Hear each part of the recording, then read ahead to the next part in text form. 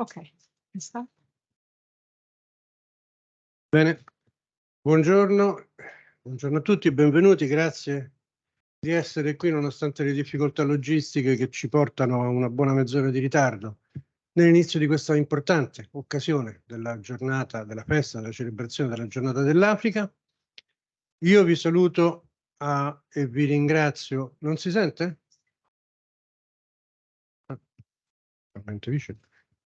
Per la presenza, ma mi chiudo subito qui perché vorrei approfittare della fortunata circostanza della presenza del professor Gianluigi Rossi, socio d'onore della Società Geografica e vero studioso di cose africane rispetto a me, per pregarlo di portare lui il saluto della società e dei suoi soci ai partecipanti, ai qui presenti. Prego.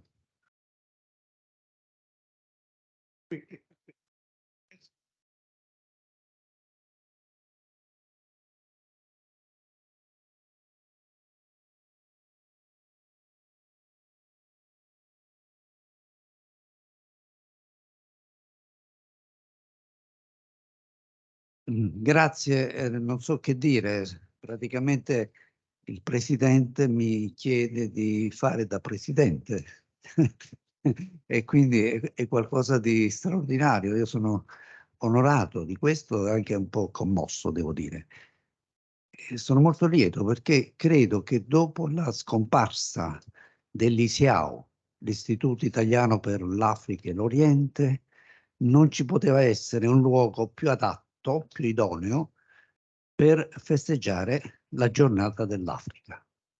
Nessun luogo più adatto di questo, della Società Geografica Italiana, che di Africa si è sempre occupata.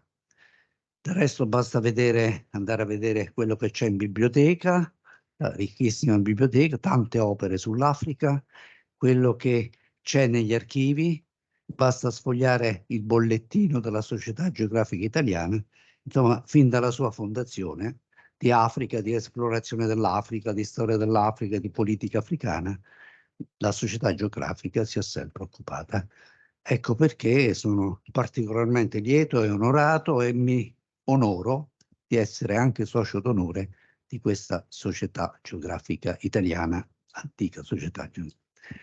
Io mi occupo di Africa da circa mezzo secolo, nel senso che ho insegnato storia dell'Africa nell'ambito di una disciplina un po' più ampia che si chiama storia e istituzioni dei paesi afroasiatici, però io mi sono concentrato sull'Africa e quindi da tanto tempo ho avuto anche la fortuna di andare in Africa, di essere inviato speciale e sono andato ho assistito alle conferenze dell'OUA, dell'Organizzazione dell'Unità Africana, alla quale ora è succeduta l'Unione Africana. E mi fa piacere di dire che la nostra Presidente del Consiglio ha riscoperto l'importanza, il ruolo molto importante dell'UA. L'UA è la nuova organizzazione che è succeduta all'OA, l'antica organizzazione fondata poco tempo dopo l'ondata delle indipendenze africane, il boom delle indipendenze africane nel 1960. L'OA è stata creata nel 1963 e mi piace sottolineare che la giornata dell'Africa non è proprio oggi, è il 25 di maggio, quindi oggi siamo un giorno di anticipo, perché il 25 maggio è stata sottoscritta dai paesi africani partecipanti all'incontro di Addis Abeba nel maggio del 1963, hanno sottoscritto la carta istitutiva della OUA. Poi nel 2002 è nata l'UA, l'Unione Africana. E a prescindere dal giudizio che si può dare sul leader libico Gheddafi, è stato essenzialmente merito di Gheddafi avere trasformato l'organizzazione dell'Unità Africana in Unione Africana, che è qualcosa di molto più solido rispetto all'OA e sta facendo molto. Devo dire che parecchi studiosi, commentatori, policy makers pensavano che l'OUA non avesse più un ruolo, dopo aver realizzato gli scopi fondamentali, tra i quali l'obiettivo della decolonizzazione integrale dell'Africa. Così non è stato. Anzi, l'OUA sta ad indicare un rafforzamento dell'unità, dell'ideale unitario in Africa, del panafricanismo. Ma io partirei da una constatazione, che l'Europa oggi ha riscoperto l'Africa. E quando dico l'Europa mi riferisco soprattutto all'Italia. L'Italia ha riscoperto la grande importanza dell'Africa, la grande importanza delle relazioni tra Europa ed Africa e, nell'ambito di queste relazioni, tra l'Italia e l'Africa. Il primo a fare questa scoperta, questa riscoperta dell'Africa, è stato il premier Draghi. L'anno scorso, quando è andato in missione ad Algeri, appunto, Draghi ha proposto un partenariato con l'Algeria. Cosa c'è dietro questa riscoperta dell'Africa? Lo sappiamo tutti, soprattutto la guerra in Ucraina, perché la guerra in Ucraina ha messo in evidenza, ha dimostrato l'importanza di creare, di istituire un partenariato con l'Africa, a cominciare dall'Algeria, perché questo era il modo per ridurre la dipendenza dell'Europa, dell'Italia, in questo caso, dal gas algerino, visto che il gas algerino veniva progressivamente ridotto dalla Russia come strumento politico, diciamo così.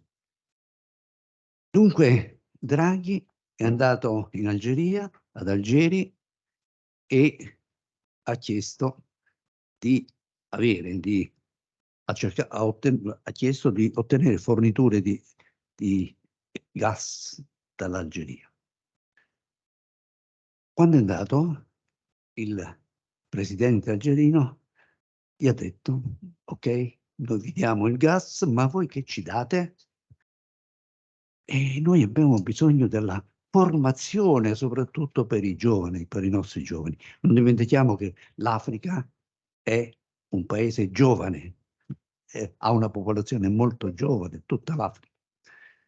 Quindi noi abbiamo assoluto bisogno dell'Africa, l'Africa ha bisogno di noi, quindi ci sono degli interessi convergenti.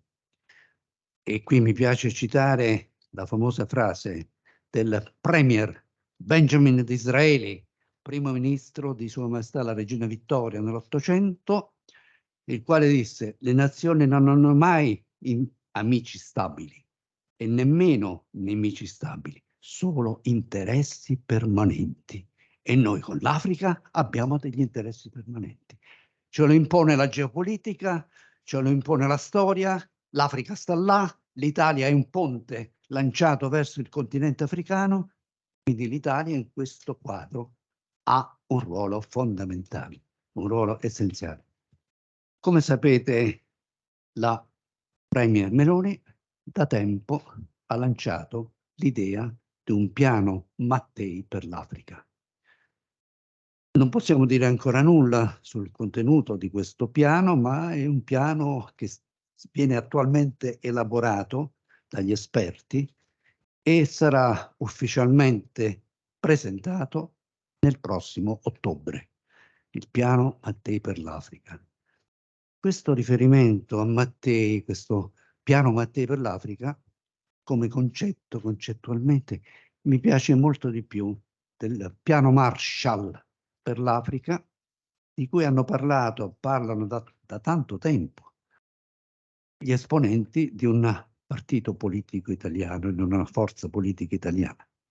Mi piace di più perché il piano Mattei fa riferimento a un grande personaggio, Enrico Mattei, che ha preso e ha lasciato qualcosa ai paesi con cui ha stabilito dei rapporti, e questo riguarda soprattutto l'energia, il petrolio, il gas. Quindi fa riferimento a un grande italiano, Mattei, Enrico Mattei. Questo presuppone che l'Italia in questo progetto di partenariato avrà un ruolo. Secondo me, sia ben chiaro, deve essere un ruolo non di preminenza, ma in perfetta sintonia con i paesi dell'UE, con l'Unione Europea, e nell'interesse di tutti, dell'Europa, dell'Italia, dell'Europa e dei paesi fornitori di energia. Quindi si partirebbe da un hub energetico, l'Italia diventerebbe un hub energetico, cioè un punto di snodo dei trasferimenti, per i trasferimenti di energia verso l'Europa, verso il nord. Quindi è interessante. Vediamo come verrà articolato. Mi sentirei di suggerire a quelli che stanno lavorando intorno a questo piano di andare a riprendere, a rileggere il progetto NEPAD. Il progetto NEPAD, che è stato elaborato nell'ambito dell'UA agli inizi di questo secolo, che non mi pare abbia dato dei grandi risultati, però è molto interessante perché lì c'è scritto quello che gli africani vogliono, cioè a cui gli africani sono interessati. E siccome la Premier ha detto che bisogna stare a sentire gli africani, e ha preso contatto con l'UA, con i vertici dell'UA quando è stata ad Addis Abeba il mese scorso, ad aprile. E quindi questo è interessante. Non solo, ma nel G7 ha proposto, ha sostenuto l'ingresso dell'UA nei G20. Quindi questo è molto interessante. Quindi mi sembra una buona mossa, tutto sommato, questo volevo dire. E credo di dover finire, però voglio concludere con una nota di ottimismo riguardo al futuro dell'Africa. È sempre meglio essere ottimisti. All'inizio degli anni 50 il premier indiano, il Pandit Nehru, nella sua autobiografia ha scritto: oggi attualmente ci sono nel mondo 5 grandi potenze. 3 lo sono attualmente, 2 lo saranno nei prossimi decenni. A quali potenze, a quali paesi si riferiva? Alla Cina e all'India. Profezia che si è realizzata. Io vorrei applicare questa profezia all'Africa. Io credo che tra qualche decennio, forse alla fine di questo secolo, quando la popolazione dell'Africa arriverà a 4 miliardi e mezzo circa di abitanti, questo qui è così, secondo le previsioni, io credo che l'Africa è destinata a 30 milioni di chilometri quadrati, 4 miliardi e mezzo di abitanti, a diventare una delle grandi potenze mondiali, l'Africa nel suo complesso. Grazie.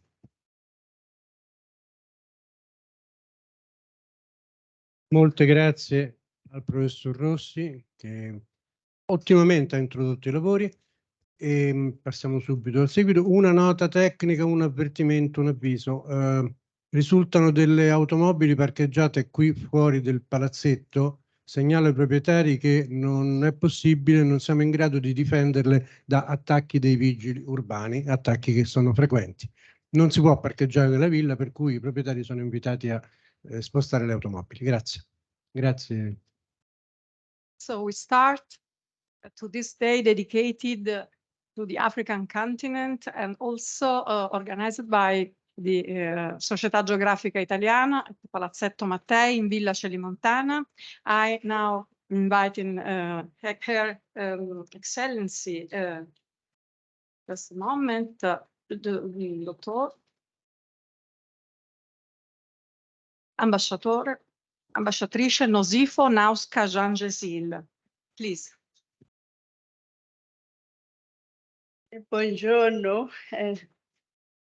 grazie, Excellencies, colleagues, ladies and gentlemen, good morning. I would like to first thank the organizers for putting a spotlight on Africa on this day as a pre-celebration to the Africa Day, which is on the 25th of June. No, sorry, May, which is tomorrow, sorry. The African Union Commission has the priority of advancing food and nutrition security in Africa. And therefore, we are both as the world, in terms of the World Food Systems Summit, going to evaluate our achievements and review the challenges and identify opportunities that we must successfully undertake to overcome all of these challenges related to malnutrition, hunger, and also other matters related to overcoming challenges that would make humankind to survive on this planet. And therefore, in the context of the Sustainable Development Goals 2030, which signaled a commitment, a global commitment of world leaders together to confront challenges that we have to overcome as the global community. In this context, within the African Union, we have Agenda 2063, which is the Africa we want. And my country in South Africa has a plan that is referred to as a National Development Plan, and other countries within the continent have plans that align or converge to undertake programs that would advance our achievement of the Sustainable Development Goals, including the 2063 agenda of the African Union, which prioritizes job creation, elimination of poverty, reduction of inequalities in our continent, as well as growing an inclusive economy by 2030.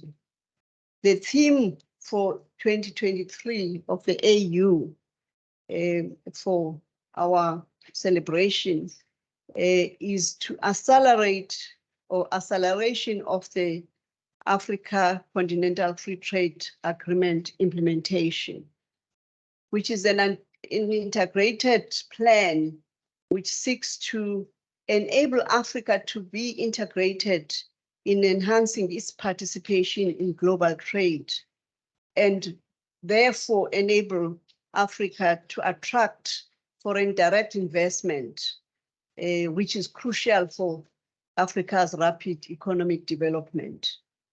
And just by way of statistics, Africa has about 17% of the world's population, which accounts only for 3% of global trade, and even in lower proportions in respect to intra-regional trade than any other part of the world. So if you compare Italy within the EU, we know that Italy is within the group of 7, and or even in some sectors within top 10 sectors in terms of trade. And South Africa is one of those countries within the continent that also trends within the top 5 countries in terms of global trade within the continent and also globally.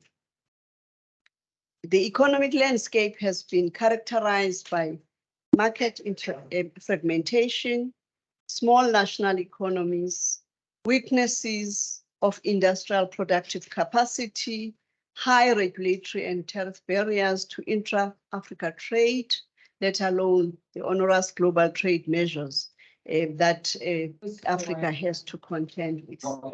And therefore, that makes the continent to be overly dependent on exports of raw materials, with growth levels that fluctuate in line with international commodity prices. These are, among others, main constraints for Africa's emergence as a global competitive player, despite its natural riches and endowments. Therefore, the Africa Continental Free Trade Agreement, which is the priority of Africa in terms of the theme this year seeks to eliminate those trade barriers, boost intra-Africa trade, in particular to advance trade in value-added production across all service sectors of the African economy. I therefore just wish to mention just a few examples in respect of, firstly, the Continental Free Trade Agreement being understood within the continent by our continental leaders as a lifetime opportunity for new ways of producing and new ways of doing business, new ways of trading within Africa and trading with the rest of the world for the benefit of its people. The Africa Free Trade Agreement should then be seen as a developmental tool that provides the continent with the opportunity to industrialize and contribute to at least a minimum of above the 2% global output.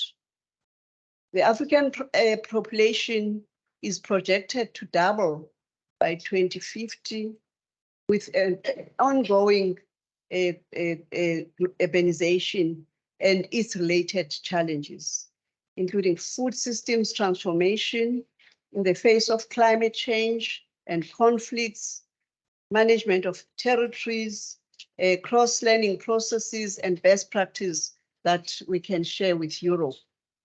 And thus in this context, Italy is a strategic partner for the African continent as it has a strategy that has been unveiled to that towards that focus, which we then enjoy African countries through its friendly relations that also trace quite a number of years back, and already Professor Rossi outlined in his earlier remarks the importance of Africa and Italy's relations.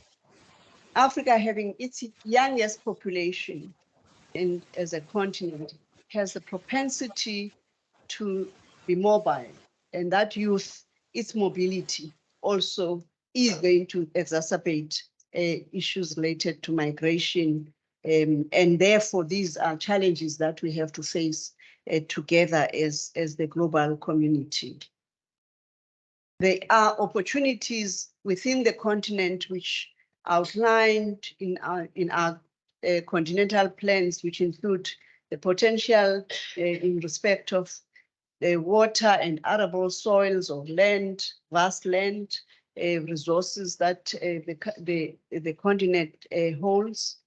We're focusing on food sovereignty to be one key objective, especially again in the context of the recent challenges, post-COVID challenge, which interrupted or disrupted supply chains in respect of food movement or food flows and other resources, and including the current ongoing Russia-Ukraine conflict or war, which has its impact in respect of increasing the cost of food, in particular, in this case, wheat and other cereals, which are imports for some parts of Africa, and including other aspects that are related to production, especially for the incoming season in respect of fertilizers that are also imported by the African countries. Therefore, food security is an emerging priority for the government of Italy, as I understood. Again, we were addressed recently by the foreign minister as African ambassadors, and Italy has outlined its reflection in this area of food and agriculture, which currently also is working in close collaboration with the AU Commission, as well as COP28 presidency on agri-food linked to various food chains, with about 22% of Italy's GDP that is of opportunity for exchange with Africa. I then again just want to mention being in Italy also as an ambassador accredited here, and of course most of the excellencies that are in attendance are aware that Italy will be hosting the UN Food Summit in July, which is supposed to attract participation of some heads of states. And in that respect, it's going to be an opportunity to reflect on what are these opportunities for food systems pathways. And in the African continent, we have already developed plans as countries within the continent, but now the question is taking stock and making an assessment on whether we are making progress in that regard. So towards achieving our zero hunger target as a continent, as well as improving food systems that are flexible, or at least able to sustain and withstand various uprisings or various challenges. In finalizing my input, Honorable Chair, there are various initiatives that are looking at mainstreaming youth empowerment, including reducing barriers to youth employment within the continent. There is a significant progress that has been made in harnessing science, technology, and innovation to contribute towards addressing poverty, unemployment, and inequalities. In the context of South Africa, we have a 10-year innovation plan that is being implemented, and within the continent, there are also various other instruments that one can reflect to. We derive those aspects from the aspirations that are enshrined within the program of work of the African Union under what is referred to as the AU's Agenda 2063, and the Southern African Development Community, for example, has got a regional indicative strategic development plan. Further, Professor Rossi mentioned that the partnership in terms of NEPAD, the African Union commissioned the new Partnership for Africa Development, which is the NEPAD agency, and the African Development Bank and the Economic Commission for Africa, UNECA, and the United Nations Development Regional Bureau for Africa to develop common positions, even in respect of these areas of development. And therefore, both in respect of implementation plans and resource flows, whether they are global or international resource flows, these are the mechanisms that are in place within the continent. And in our aspirations in particular, which I have spoken to today, is one, a prosperity or a prosperous Africa that's based on inclusive growth and sustainable development, an integrated continent, politically united and based on the ideals of Pan-Africanism and the vision of the African Renaissance. An Africa of good governance, democracy, respect for human rights, and rule of law. A peaceful Africa and a secure Africa. And the other aspirations are again about upholding strong cultural identity based on our common heritage, upholding values and ethics, an Africa whose development is people-driven, relying on the potential offered by its own people within the continent, including women, and its focus on young people and caring for children. An Africa that has a strong and a united, resilient, and a partnership with global players. And in this case, our host country, Italy, becomes that global player within our strategic partnership with the European Union. So these are the aspirations I'm just highlighting, which we are advancing also through the Rome-based agencies. And I will not get into the details in respect of that. So in essence, within the continent, there are various mechanisms. There's an African peer review mechanism, that looks at how far we are. We have had a review. There was a report in 2019 which indicated the status in respect of what the progress is in these various elements that are priority, both in terms of Southern Africa. If I mention West Africa has made substantial advancement in the aspirations since the inception of 2063 agenda, in particular in the tourism industry, and even in terms of regional access to electricity, as it was reported in 2019. And these are some of the areas that are of importance. And in the region, again, there's greater agricultural potential, and the reports did indicate the attempts to revitalize agriculture in the industry, including the fisheries sector and forestry in countries of the region that have those endowments. In the north of Africa, again, this is an area where we've had progress in respect of a number of malnourished or malnourished children under the age of 5, which was something that was a priority for the continent, and a significant progress was reported. In addition, including aspects of malaria, tuberculosis, and other diseases that are in decline. So these are just examples, and I'm happy to have even my colleagues. Ambassador Sala is here as the representative also of the African Union that works with us. And I was speaking on behalf of the Africa Regional Group because at this point South Africa is the responsible country until next year. Thank you very much for the opportunity.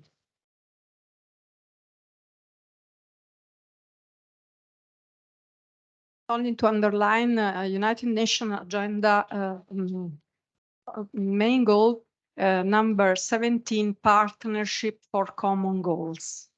Just I would like to underline, and now I'm inviting Excellency Ambassador Giuseppe Mistretta, Deputy Director General for the countries of Sub-Saharan Africa of Mattei. Grazie, buongiorno a tutti. È sempre un piacere venire qui alla Società Geografica, quindi ringrazio il Presidente Cerreti, ringrazio la Professoressa Schettino e il Professor Rossi mi rimanda ai miei 22 anni, cioè parecchio tempo fa, perché è stato mio professore alla Sapienza e io ho dato l'esame Storia e Istituzioni dei Paesi Afroasiatici, presi 30 lode, tra l'altro, quindi era generoso lui, era un professore molto generoso. Allora, ho pensato mentre si parlava che cosa avrei potuto dire di curioso, di intelligente, in una situazione come questa in cui effettivamente celebriamo la giornata dell'Africa a cui siamo tutti affezionati, naturalmente anche al Ministero degli Esteri, e che comprende questa cerimonia di oggi, per esempio, qui alla Società Geografica. Domani a Torino c'è un grande evento della società civile, che porterà anche all'illuminazione con la bandiera dell'African Union della mole antonelliana.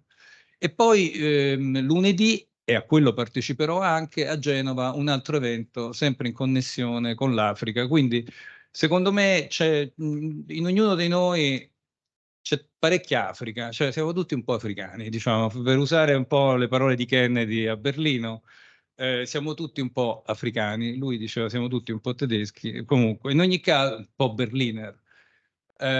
Comunque volevo dire, rievocando la nascita dell'Unione Africana o dell'organizzazione dell'Unione Africana a cui ha fatto riferimento il professor Rossi, mi viene da dire una curiosità. Io ho fatto l'ambasciatore ad Addis Abeba e ho visitato quella stanza, quella grande sala, la Conference Hall, dove Haile Selassie aveva organizzato per tutti i capi di Stato dell'epoca questo primo incontro, appunto nel 25 maggio del 1963. E una cosa curiosa, quella stanza è stata disegnata da un architetto italiano che si chiama Mezzedimi e che era molto famoso nel Corno d'Africa perché poi ha lasciato delle impronte del suo genio anche, oltre che ad Addis Abeba, in Eritrea, molta Asmara e un'impronta. Era di Siena ed è stato un nome. Anche oggi la famiglia che vive a Gibuti che è un paese piccolo del Corno d'Africa, rappresenta insomma ancora un'impronta di italianità in quella regione. La sera prima dell'inaugurazione mancavano tutte le lampadine in quella stanza e quindi si era fatto tutto ma non si era pensato alle lampadine. E quindi ci fu questa corsa in cui Mezzedimi ebbe un ruolo molto importante di procurare le lampadine giuste per fare questa prima riunione. La cosa curiosa, appunto, è stato ricordato il cambiamento, diciamo, da Organizzazione dell'Unità Africana a Unione Africana. E qual è questo cambiamento? Cioè non è mica solo nel nome. La cosa, diciamo, che a noi dovrebbe essere di ispirazione è che si sono un po' ispirati all'Unione Europea. Cioè il fatto che ci sono dei commissari, delle commissioni, ad Addis Abeba non è la sede dell'Unione Africana, la sede è la sede della Commissione dell'Unione Africana, quindi ci ricorda un po' un assetto tipo Bruxelles, naturalmente molto più complicato perché ci sono 54 stati, più un altro aderente che non è effettivamente uno Stato, è la RASD, è la rappresentanza del Sahrawi, del popolo Sahrawi, quindi sono 55 membri. Non è facile, se noi pensiamo quante difficoltà ci abbiamo avuto a 6, a 12, a 18, a 27, immaginate il doppio, 54 stati, è senz'altro molto difficile, soprattutto trovare quei meccanismi, diciamo, di sacrificio della sovranità nazionale a beneficio di una sovranità comune che forse si rifletteranno. L'ambasciatrice del Sudafrica ci ricordava appunto questo Free Trade Common Agreement che dovrebbe, cioè questo accordo per il libero scambio in Africa che non sarà immediato, comunque entro alcuni anni collegherà meglio le economie africane e anche sarà un vantaggio per l'Europa. Quindi secondo me, e qui viene il nocciolo, diciamo, di quello che volevo dire, cioè noi oggi assistiamo a questo scramble for Africa che fa vedere tutte queste grandi potenze o nuovi attori, io li chiamo nuovi attori, tipo appunto paesi del Golfo, Turchia, Russia. Io la Cina non la considero un nuovo attore, ma comunque anche la Cina partecipa, l'India e poi l'Europa.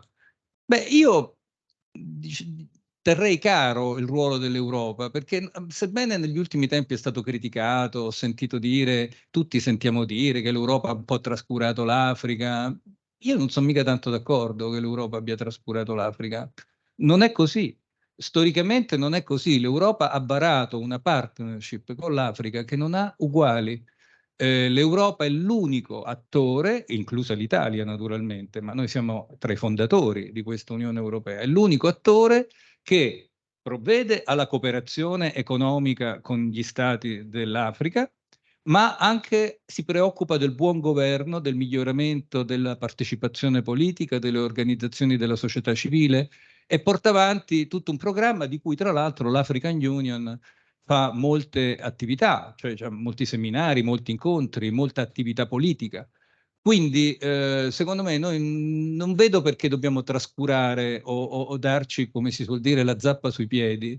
Poi tradurrò questo mio intervento a beneficio dell'ambasciatrice sudafricana, che è una cara amica con cui ci vediamo spesso, perché secondo me tutti noi e anche l'Italia abbiamo giocato un ruolo, abbiamo fatto in modo che insieme all'economia e alla situazione sociale che ancora può migliorare moltissimo, sia migliorato anche ci sia stato un progresso delle istituzioni, della rappresentatività politica. Guardate, io non uso quasi mai, anche nei libri che ho scritto, non uso quasi mai la parola democrazia, nonostante poi questi libri si accentrano su questo problema, perché la democrazia è una parola molto ambiziosa, difficile ed è anche in crisi. Se pensiamo a quello che è successo recentemente anche negli Stati Uniti, che sono sicuramente un paese democratico.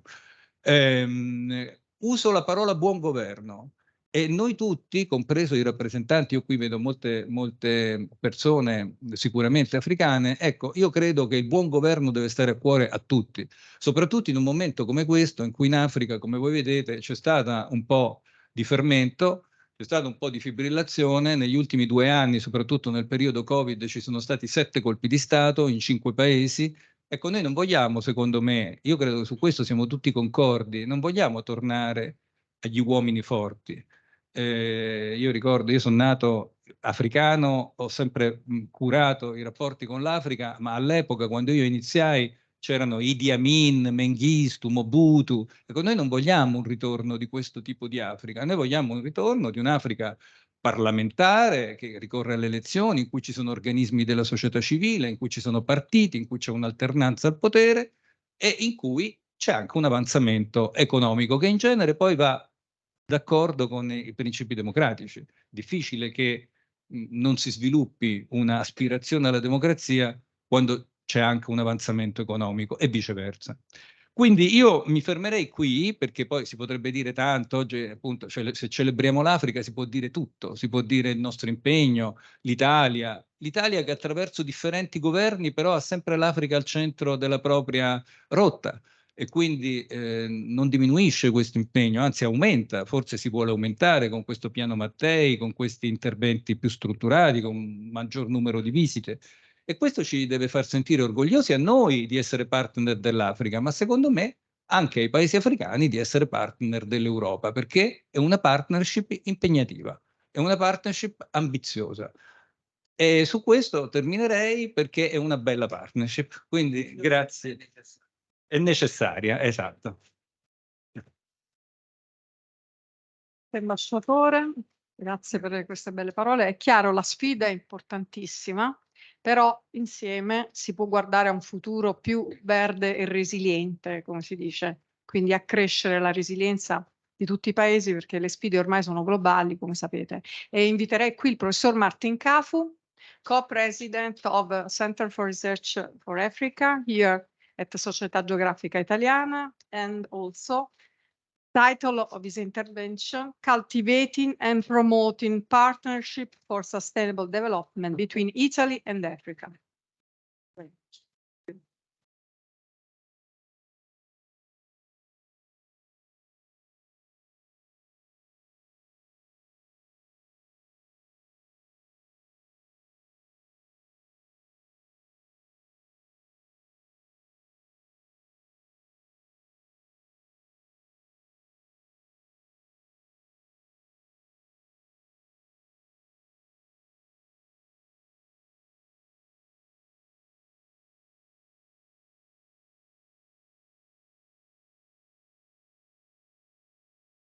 Buongiorno a tutti.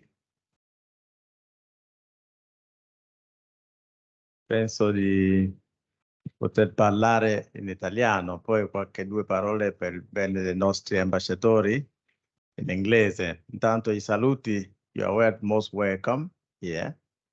We are happy to celebrate here in our center, in our Italian Geographical Society. Our section is the Center for African Relations of the Italian Geographical Society. And we thought that it would not have been fair to leave this day, this important African day, without doing a cultural part of it. So this is why we are here. Detto questo, io continuo in italiano, va bene, giusto così faccio una specie di sintesi. Mi è stato affidato di parlare del cultivating and promoting partnership for sustainable development between Italy and Africa. Si tratta di come fare, abbiamo sentito e ringrazio tutti il professor Rossi, Gianluigi, l'ambasciatore Mistretta, quello che avete detto, noi condividiamo a 100% e aspettiamo con grande ansia questo momento di piano Mattei per l'Africa, che dovrebbe seguire degli azioni molto concreti da parte nostra.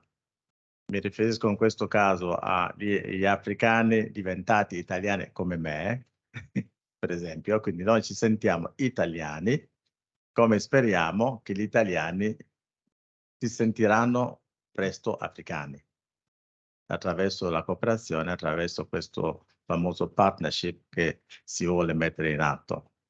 E faremo attraverso due documenti, due agende che sono già citati qui, l'agenda 2030 delle Nazioni Unite del Sustainable Development e l'agenda 2063, The African We Want. Quindi non c'è più possibilità oggi di costruire un mondo unito, un partnership senza che ciascuno sia attore. Questo è sicuro. Nessuno sviluppo in senso unico. Nessuno sviluppo in senso unico. Gli africani sanno che cosa vogliono fare per svilupparsi e hanno bisogno degli altri per svilupparsi insieme. Quindi non è più possibile pensarsi isolati a casa propria. È superato il momento dove lo sviluppo veniva da fuori o attraverso la colonizzazione o comunque che non nasceva da di dentro. E adesso che il momento è superato, non possiamo stare a piangere il passato e dobbiamo imboccarsi le mani e cominciare a lavorare insieme. Quindi partnership assolutamente. E invito gli africani che sono in Italia, che sono diventati italiani o che non sono ancora diventati, ma lo diventano, è meglio che diventano, che non vivono da stranieri qui. Nessuno può essere straniero in un paese dove l'Italia è accogliente quanto gli italiani sono accoglienti, perché io ho sentito comunità italiane, non so, ma non è vero. Io sono un esempio di dire che non ho mai avuto una discriminazione da quando sono venuto in Italia e non vedo un motivo per cui gli altri mi devono dire questo. Qualcosa dovrebbe essere andato storto per gli altri e perché non andava storto anche per me. Sono un'eccezione, non credo. Quindi noi dobbiamo conscientizzarsi, si dice qui di coltivare e promuovere questo partnership. E penso che uno dei modi di fare questo è la formazione. Abbiamo tante risorse in Africa, le potenze che Africa ha ancora oggi, possiamo trasformare il mondo. Ma in che modo si fa per trasformare il mondo? A parlare? Si deve sviluppare, lavorare per trasformare. Quindi abbiamo bisogno della tecnologia. Hai petrolio, hai diamanti, hai tutto questo, ma come lo fai a prendere? Vai a scavare con la pioggia, portare con la carriola? È possibile anche questo, ma fino a quando? Quindi abbiamo comunque bisogno degli altri e gli altri hanno bisogno di queste risorse. Non più predare, ma fare partnership per esplotare, cioè sfruttare insieme per il bene della comunità e della comunità internazionale. Quindi, se per fare questo abbiamo bisogno di persone formate, la democrazia in Africa è un nuovo concetto, non che non ci sia comunanza. L'Africa è la comunità. L'Africa, voi sapete che c'è un detto, si dice la famiglia allargata. Che vuol dire questo? È il concetto della democrazia, che vuole che la comunità internazionale ripete quelle che Africa parla della famiglia allargata, no? Ognuno ha il suo spazio in questa famiglia allargata, nessuno è superiore all'altro, ognuno ha un ruolo e in questa casa l'Africa non può non avere il proprio ruolo per lo sviluppo del proprio territorio e anche quelli degli altri. Gli italiani devono poter sentirsi liberi di andare a lavorare con gli africani e sono ben accetti. Io posso attestare questo. Per il passato, per la storia. L'Italia non ha combinato tanti guai, grazie a Dio. Quindi gli africani, se l'italiano bussa alla porta, loro aprono subito, no? Prima di sapere cosa faremo. Questo è. Quindi non avete paura di venire, gli italiani, ma dobbiamo andare insieme. Quindi la cooperazione internazionale, la cooperazione italiana verso l'Africa, una parte delle risorse per la cooperazione allo sviluppo dovrebbe essere lasciata qui per la formazione degli africani con cui vogliamo lavorare. Perché se lasciamo formare gli altri dove non si sa dove, poi andiamo a lavorare con loro, non funzionerà. Avranno un'altra mentalità, dicevano, ma questi sono stranieri, questi no, non esiste. Quindi gli diamo i soldi per la cooperazione, non diamo più tutto a loro, in accordo con loro lasciamo in parte per la formazione. In diversi campi che abbiamo visto che c'è il decreto flusso, hanno bisogno di tante persone per lavorare in Italia. Le prende uno qualsiasi sulla strada? No, non credo. Dobbiamo preparare noi le persone giù, sapendo di prenderli anche noi qua, di portarli anche qui.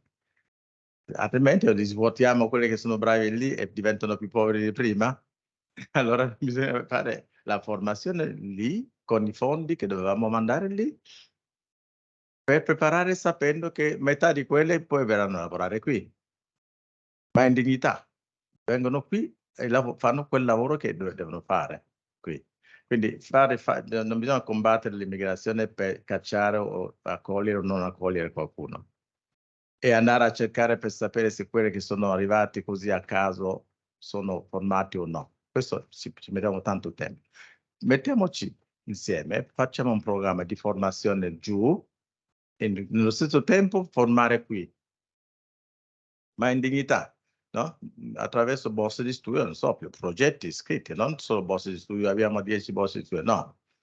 L'Italia ha bisogno del campo di agricoltura, abbiamo 10 borse di studio per agricoltura. Abbiamo gli italiani che devono fare medicina tropicale, mettiamo gli italiani ad andare a fare le tesi in Africa, ma in libertà e massima libertà. Magari con la borsa di studio italiana, magari gli africani non vi daranno la borsa di studio per venire a fare medicina là, però in contrario sì, no? Mandiamo le borse di studio, alcune per i soldi per italiani e africani, alcuni vengono a studiare qui e altri vanno a studiare qui. Quindi prepariamo le persone con le quali vogliamo fare questo partnership, questo mi sembra che è quello che volevo dire, cioè nell'ambito delle due agende. Nessuno si inventa qualcosa, hanno preparato bene queste due agende, quindi basta leggerli o di condividere queste agende, leggere veramente tutti i punti, tutti gli obiettivi che hanno scritto, sono buoni, dobbiamo solo applicare e implementarli. Quindi penso che per adesso potrebbe bastare, no? Poi partnership, formazione, tutti si devono sentirsi a casa, gli africani sono qui, nessuno ha diritto di pensarsi straniero, non è più possibile, è passato. Eravate stranieri fino a ieri, adesso siete cittadini italiani, quindi comportatevi come tali. Quindi gli italiani dovete anche venire con noi, no? A fare studio o lavorare in Africa e anche diventare cittadini di quei paesi africani dove siete andati, perché no? La cooperazione è viceversa. Non so se va bene così. Ok, grazie. Solo aggiungere una nota tecnica che c'è un report della Rockefeller Foundation che è stato ripreso da Harvard, da studiosi di Harvard, che riguarda una certa visione dell'Africa, the digital continent. Con le piattaforme l'Africa può essere sostanzialmente raggiunta da contenuti strutturati in un modo tale che possono essere fruiti velocemente, agevolmente da tutti, in un processo democratico di formazione orizzontale, che certamente è una visione importante, solida, perché racconta di dati importanti e che può dare anche la leadership al continente africano, sia per la transizione verde che quella digitale, proprio perché il continente è giovane e, come sapete, le nuove generazioni sono molto, come dire, abili nell'utilizzo di piattaforme. Le piattaforme sono strumenti abilitanti, cioè significa che mettono in grado le persone, anche nella propria cameretta, di creare un business, di valorizzare il proprio talento, di farsi conoscere. Sono strumenti democratici, certamente vanno gestiti, ma sono in questo momento, per esempio, noi, introduco il prossimo intervento, il professor Giovanni Felice di Prisco da Tunisi, impegnato, quindi dovremmo aprire il collegamento. Deve aprire A cui prego di aprire il microfono. E siamo impegnati in un progetto di agricoltura sostenibile finanziato dalla Fondazione Terzo Pilastro e soprattutto su un programma di ville durable, cioè smart cities, che chiaramente parte dalla formazione. Guardate, su questo punto il professor Martin Cafu è stato chiaro. La formazione è la parola chiave in questo momento perché precede qualsiasi intervento. Se stiamo parlando di cose nuove è necessario che tutti le conosciamo. Non possiamo prescindere dalla formazione. Noi stessi, io stessa quando mi hanno aperto una piattaforma per la formazione a distanza per introdurre dei contenuti, mi venivano lì delle idee riguardo anche la stessa cosa che mi è capitata su una piattaforma di e-commerce. Quindi prego Giovanni Felice di Prisco, membro del CRA della Società Geografica Italiana. Prego professore. Buongiorno, grazie per avermi dato la parola. Io sono a Tunisi, mio ruolo qui è già stato espresso dalla professoressa Schettino. Ringrazio quindi il professore Claudio Cerreti, il professore Rossi col suo intervento, le loro eccellenze Zelid e la sua eccellenza l'ambasciatore Mistretta. Il copresidente Marco Incafu, lo ringrazio di avere sempre in modo molto dettagliato fatto una visione sull'Africa.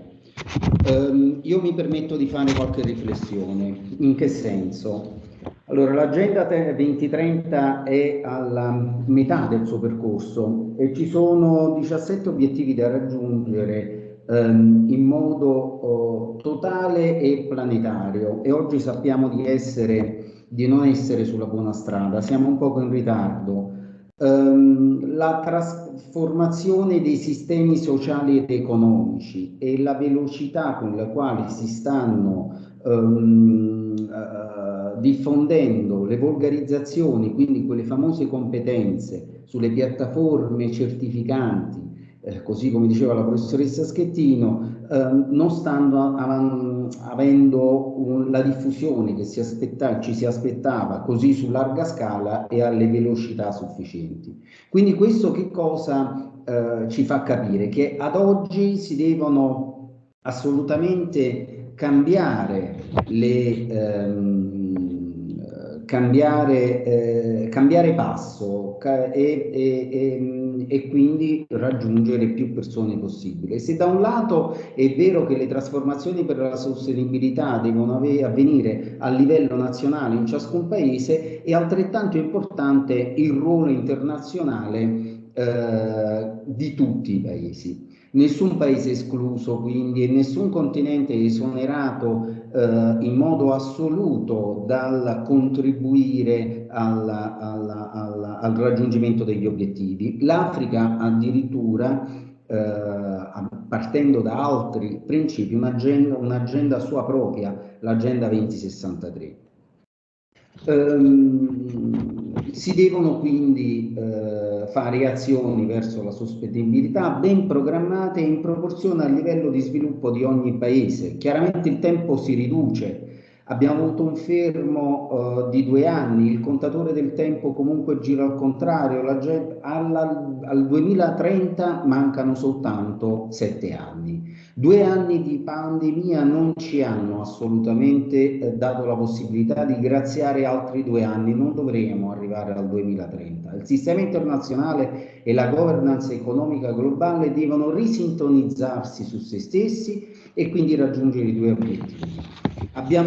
Sono un analista dei modelli, sono un analista economico, vedendo i punti di debolezza dei modelli si vedono anche i punti di forza. L'arresto operativo ci ha dato sicuramente fiumi più puliti, città meno sporche, perché ecco, le persone sono cambiate facendo il tri dei rifiuti in modo più selettivo. Tuttavia mi farebbe piacere presentarvi degli elementi o una mia riflessione che portino degli altri valori, l'analisi di alcune variabili che hanno spunto oggettivo e soggettivo. Mi sto riferendo, cerco di essere breve per concludere, mi sto riferendo quindi al ruolo che hanno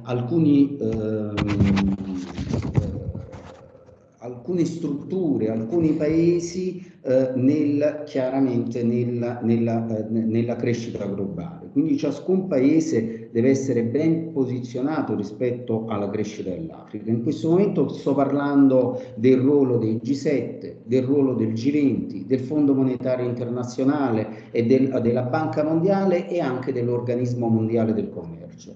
Se da un lato i G7 hanno il ruolo importante di sostenere il progresso e quindi spingersi oltre i propri confini. Infatti vediamo l'Europa con il suo programma di 150 miliardi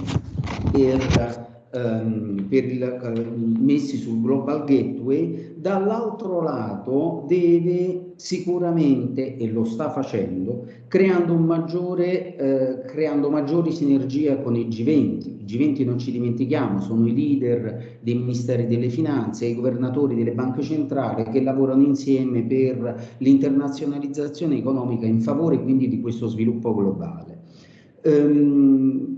Queste sinergie hanno 3 scopi fondamentali: ridurre l'onere del debito globale e quindi anche l'onere del debito di questi paesi, aumentare una finanza sostenibile e riformare quindi il sistema del commercio internazionale. Per raggiungere gli obiettivi di sviluppo sostenibile occorrono $1 trilione l'anno. Tuttavia i paesi in via di sviluppo sono estremamente vulnerabili e soffrono per il debito che hanno accumulato e richiedono $800 miliardi l'anno. I G7 quindi da un lato detengono la maggior parte del debito pubblico di questi paesi, però sono anche i primi azionisti della Banca Mondiale. Cosa dobbiamo fare? Cosa si deve fare quindi insieme? Insieme al beneficio, quindi al contributo di ciascun paese componente dei G7 di aumentare il capitale della Banca Mondiale, dall'altro lato però si potrebbero spingere verso una riforma di queste istituzioni finanziarie internazionali. Queste ultime quindi dovrebbero diventare più tolleranti al rischio e dovrebbero innovare le politiche di prestito, quindi più tolleranti al rischio e innovare le politiche di prestito. Questo è un argomento introdotto nell'expert panel sull'independence review of Multilateral Development Banks Capital Adequacy Framework, tenuto nel 2022. Fortunatamente il Comitato di Sviluppo della Banca Mondiale nel 2023 ha già fatto un passo in avanti sulla giusta direzione e ha concordato una riduzione del rapporto minimo tra capitale proprio e prestito dal 19 al 20%. Guardate, la sola diminuzione di un punto percentuale darà la possibilità di aumentare la capacità di finanziamento di 50 miliardi nei prossimi anni. Di utilizzare i droni per portare i pacchi di Amazon e nei nostri media si dibatteva di queste bischerate, passatemi il termine, e in molti paesi africani si sono cominciati a usare i droni per consegnare i medicinali nei dispensari isolati fuori dalle campagne, evitando il problema dei saccheggi lungo il trasferimento e la merce, finalmente sangue e medicine arrivavano. Ma ancora più recentemente in Nigeria noi parliamo di Uber e vediamo i nostri tassisti che discutono con i nostri decisori politici di Uber, Uber sì, Uber no, e intanto in Nigeria un giovanotto si è inventato 3 anni fa un Uber applicato ai trattori e sta cambiando il mercato agricolo della Nigeria. Quindi noleggiando con una piattaforma stile Uber il trattore anche al piccolo proprietario che mai si potrebbe permettere di acquistarlo. Settimana scorsa noi abbiamo organizzato una conferenza sul caffè. Bene, avevamo ospite un signore ugandese che si chiama Joseph Nkandu. Joseph coordina 1,5 milioni di piccoli produttori, 1,5 milioni di piccoli produttori di caffè. E lo fa attraverso un afflato umano eccezionale, una serie di tecnologie, ma pensate da noi, pensate in Europa, non dico in Italia, in Europa, chi è in grado di coordinare una persona con una piccola associazione che coordina 1,5 milioni di piccoli produttori e li fa esportare sui mercati internazionali. C'era l'azienda italiana che compra il caffè dall'Uganda, da questi piccoli produttori, pagandolo di più del prezzo di mercato. Ora, non entro nel dettaglio, però questo per farvi capire che è un po' quello che noi cerchiamo di fare in questi 10 anni di esistenza, che mentre noi siamo qui che continuiamo a guardarci l'ombelico, a parlare sempre delle solite cose, l'Africa 10 anni fa, nel 2013, uscì con, l'ha citato l'ambasciatore, uscì con l'Africa 2063, cioè guardava 50 anni. Me lo dite un'Europa 2073 se voi l'avete vista? O un'Europa 2050? Ma voi qualcuno che ne parla, non dico qualcuno che fa qualcosa, qualcuno che si sforza di immaginare i nostri figli e i nostri nipoti che cosa faranno. Per cui, e qui finisco perché davvero non voglio prendervi altro tempo, il senso di questa giornata è celebrare il continente. Noi cerchiamo di celebrarlo in continuazione col nostro lavoro, semplicemente guardando quello che sta accadendo e cercando di riportarlo agli italiani un po' distratti. Perché, come c'è scritto sotto il motto del titolo del nostro mensile, l'Africa è il continente del futuro, ma non vuol dire che sarà un futuro che arriverà, no. Anche quando si parla di economia, no? Tanti dicono, ah sì, ma l'industrializzazione in Africa in realtà non arriva ancora il paese. Perché se noi continuiamo a immaginare l'industrializzazione come l'abbiamo conosciuta in Europa, forse è vero che il continente è in ritardo, ma se immaginiamo un nuovo tipo di industria, ma davvero noi pensiamo che ancora avremo fabbriche piene di operai, redazioni, parlo per i giornalisti? Guardatevi i prodotti che fa una società svedese, United Robots. Ormai gli articoli li possono scrivere le intelligenze artificiali e vi assicuro che lo fanno meglio del 95% dei giornalisti italiani, ve lo assicuro, da direttore che fa questo mestiere da 30 anni. Allora, forse potrebbe essere in ritardo su un vecchio tipo di industrializzazione, ma Africa 2063, Europa 2063, siamo davvero sicuri che saremo ancora come ce lo immaginiamo oggi? Grazie a voi. Grazie per aver comunque recuperato sul ritardo.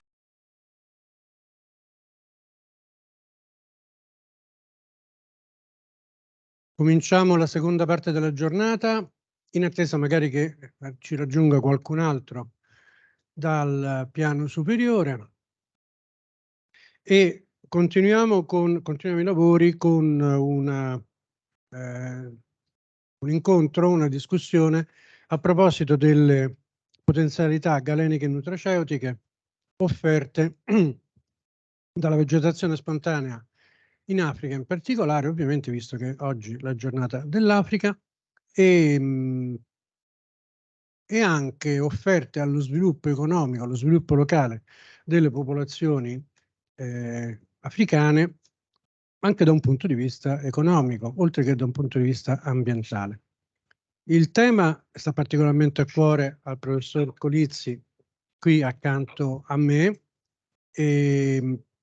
ma sta particolarmente a cuore un po' a tutti quanti noi, intendo noi Società Geografica e un gruppo di altre entità culturali italiane, dall'Accademia dei Lincei all'Accademia di Scienze Forestali e altre, che abbiamo tentato e stiamo tentando di avviare, di mandare avanti un programma, un progetto, un'idea di collaborazione, di cooperazione internazionale a fini di riforestazione, immaginando per ora esattamente dei progetti pilota in Africa.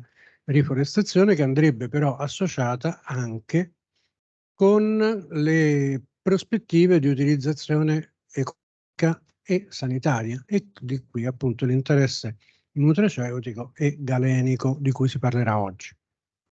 Non è il mio campo, onestamente, il mio campo è molto più generico, se vogliamo, da un certo punto di vista più esteso all'insieme delle fattezze di un territorio, a cominciare dalla popolazione e dalla sua maniera di organizzarsi, per cui non entro nel dettaglio, aspetto di sentire, di ascoltare, almeno finché potrò, gli specialisti che interverranno dopo.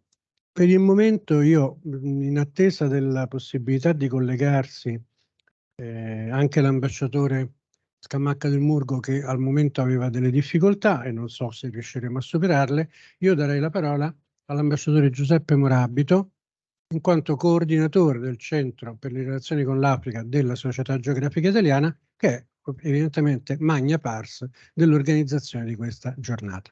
Ancora grazie, prego. Grazie Presidente, benvenuti a tutti e a tutte.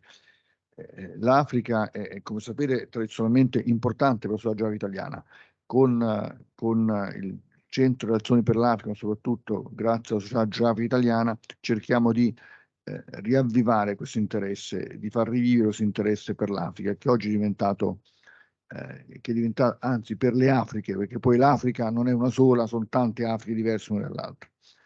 L'Africa è diventata senza retorica più importante oggi, in particolare dopo la guerra in Ucraina, no? Quindi con la crisi delle forniture di gas che ha spinto l'Italia, per esempio, a rivolgersi ai paesi africani per il provvedimento di gas. Per farla breve, si sono create le premesse di un do to desk, che poi la chiave vincente, cioè l'Europa, l'Italia ha bisogno di materie prime, di energia, di gas in attesa del completamento della transizione energetica. L'Africa è disposta a darle, ma l'Africa ha bisogno di un partenariato europeo. Quindi il governo italiano pensava al piano Mattei. Il piano Mattei in sostanza punta anche alla formazione, ma formazione non di grandi scienziati, ma di competenze tecniche anche a livello intermedio, che sono fondamentali per lo sviluppo del continente africano. Questo, il tema di oggi è per me interessante perché c'è un aspetto culturale, no? Fa parte della cultura di questi popoli l'uso di queste piante medicinali.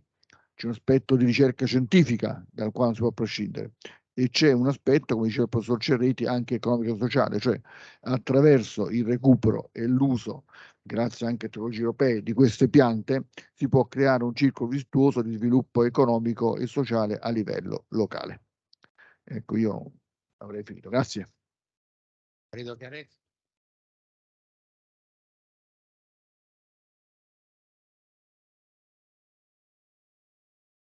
Filippo, you can speak if you want now. Open the microphone. Fatto. You want Okay. me to speak in English? No. En français, comme vous voulez. In English or in French? No, in English. Or Italian or English? I suggest I can, English. Because otherwise somebody cannot understand. Especially Well, your friend Patrick. If you speak in Italian, he cannot understand. No problem, of course. And I don't think he speaks also Sicilian, not yet. However, I am very honored, and I apologize, but there was a misunderstanding. I wrote, I thought it was 2 hours in Cameroon, while it was 2 hours in Rome. Just want to be that to mention that I am extremely deeply honored to attend this celebration of the Africa Day in Italy at the Geographic Society. Just to mention that it's so important that Europe and Italy are addressing this event, which remember Africa, not only in Africa, but also in Europe. I have the privilege to represent Italy in 4 different African countries, which means Cameroon, RCA, Chad, and Equatorial Guinea. All of this country has big differences, lot of identity inside, maybe especially Cameroon, with more than 250 different groups and sometimes languages. But there are a lot of value that we share together. Just to mention that next 28th of May, we will, for the first time, organize a 3 days meeting on Italian design in Cameroon. In fact, we are not just presenting a model, but we will talk about how this product is already there in Cameroon. It is there because there are Cameroonian architect that has studied in Italy and has brought here their background. There is the Labaduala, which is a training center and a center dedicated also to the production of design in different areas. And there are a lot of consumer of Italian design. We are, I think that with Africa, we have to address the point of sharing values, because it is precisely in that we can be useful to Africa, which doesn't mean that Africa has to lose its value, but just sometimes, very often, is a problem of language. So it is important to promote a way that allow Africa to be better understood outside, and also for Europe, for North America, for the Western world to be better understood in Africa. To do so, the only possible relation is a relation of partnership, which means working together, dealing with common interest. In fact, partnership is a very is something that Italy could undertake with very easily. We Italian and Cameroonian, we understand each other very well. We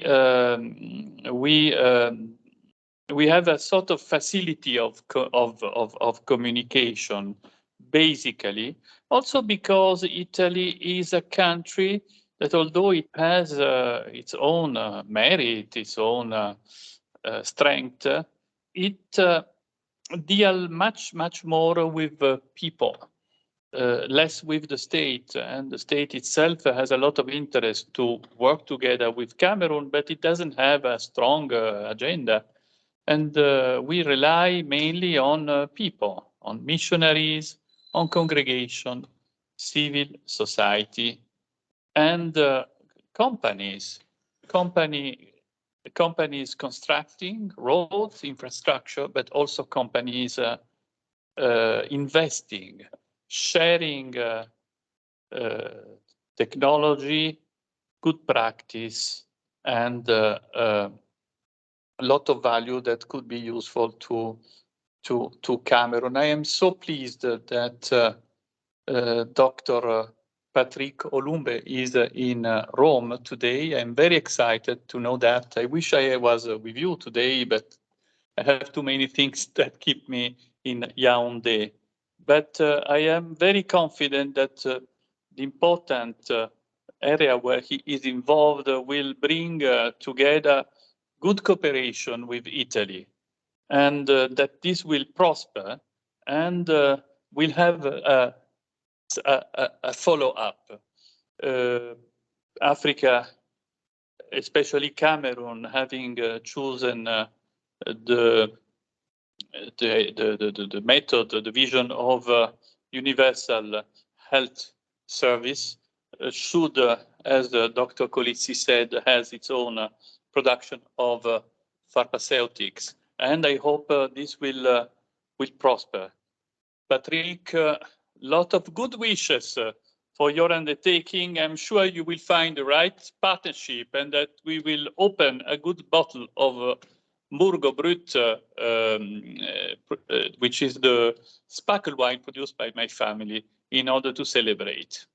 So in this area, in this moment, I just want, without staying too long, I would like to really celebrate Africa together with you, for the best, for our common vision, for the common interest we have to be together, to address common issues, and go along together.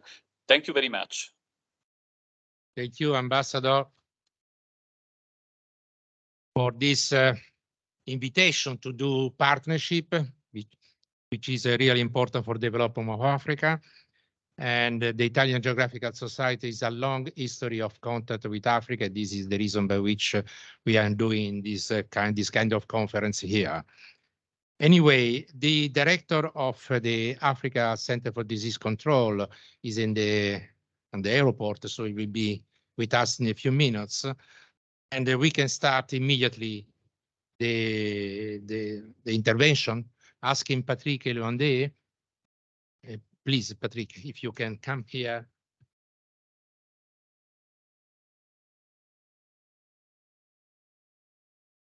Patrick Elundou is a pharmacist which developed a startup pharmacy in Yaoundé. Because the role of this meeting is just to activate a reflection on the development of pharmaceutical sector in Africa. This is a very clear test of the African Union and of his agency, Africa Center for Disease Control, and also for demographic reason. If we can anticipate the future, in the 2050, we can have 2 billion, 5.5 billion of Africans and 500 million of Europeans. So it's nothing. So the ratio is 1 to 5.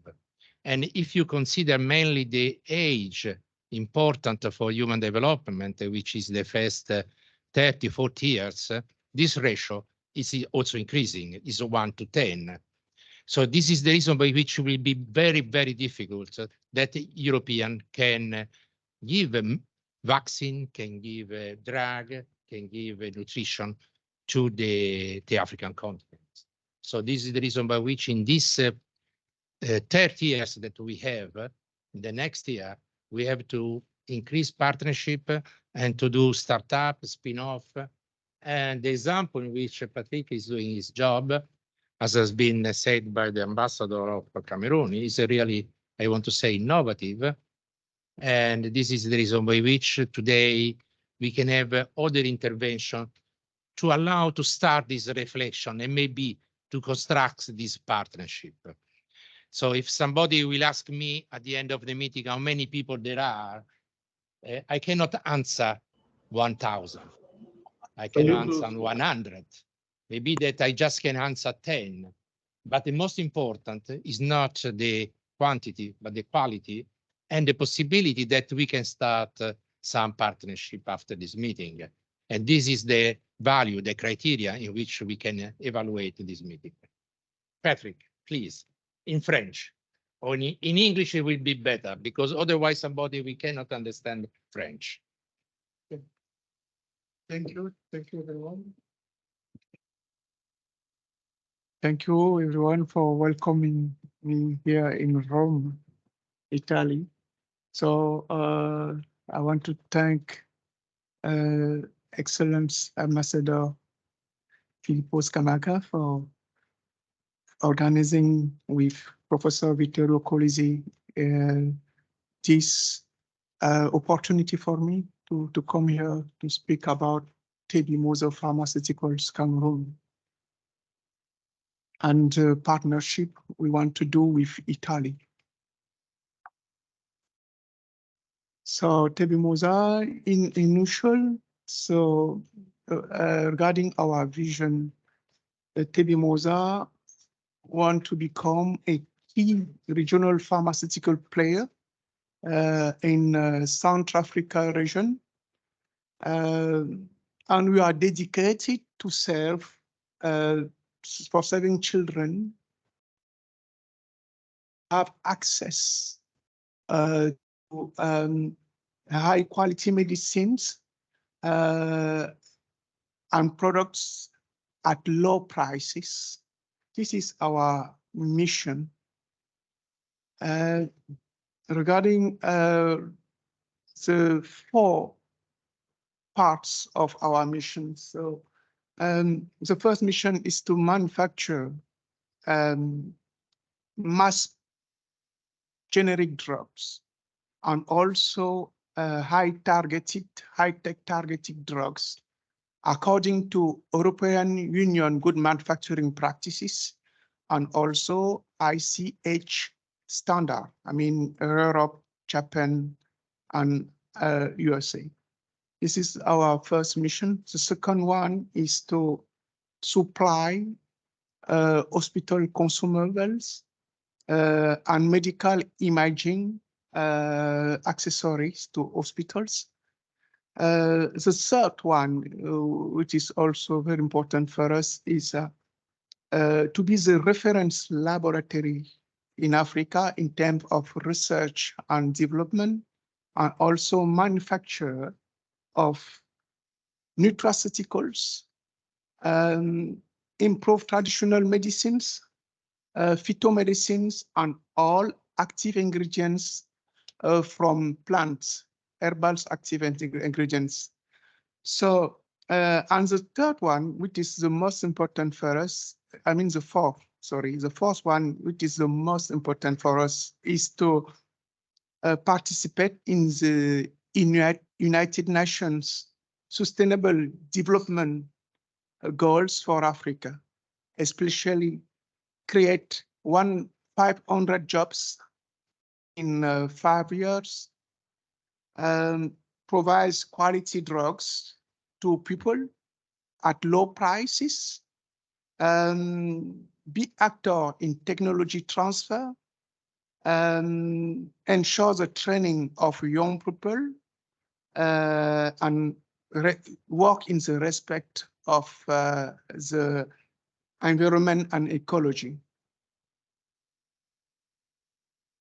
So our 4 core business is pharmaceuticals, so manufacture of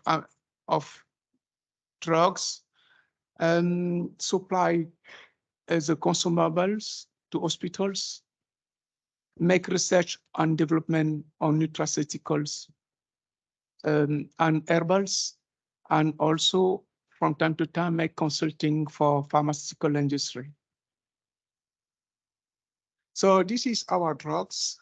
We are now manufacturing in our factory base located in Yaoundé, Cameroon. So we manufacture anti-malarial products. The name is Arlumeb. We manufacture, I have some samples with me here. We manufacture also antifungal products. The name is Fluconeb. Anti-worms products, the name is Verozeb, based on albendazole. We also manufacture cancer drugs, anti-cancer drugs, in partnership with technical partners based in North Africa, in Tunisia, and also in India. So we supply about 52 anti-cancer drugs to hospitals, to the main hospitals in Cameroon. So this is, you can recognize if you are doctors, all the anti-cancer drugs we manufacture and supply to hospitals. So we have a network, a big network now in Cameroon in terms of supply medicines. So they trust us. We provide medicines to the wholesaler distributors in Cameroon, like Laborex, Ubifarm, the 2 main general hospitals in Cameroon, like Hôpital Général de Yaoundé, Hôpital Général de Douala, all the health centers, and also the drugstore, the pharmacy. So regarding my background, I am a pharmacist. So I made my study in the Faculty of Pharmacy of Grenoble in France, and also Institut de Pharmacie Industrielle de Lyon. So I'm industrial pharmacist, and I made also additional studies in management and finance at EM Lyon and HEC Paris, Schools of Management.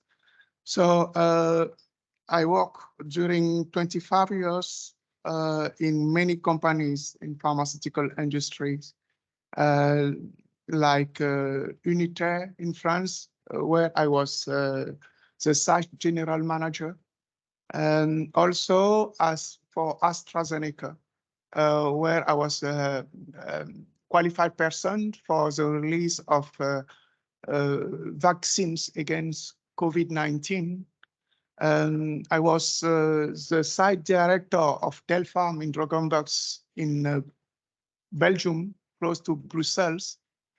I was also site director of Peters Surgical in Bobigny, close to Paris. They are specialized in medical device.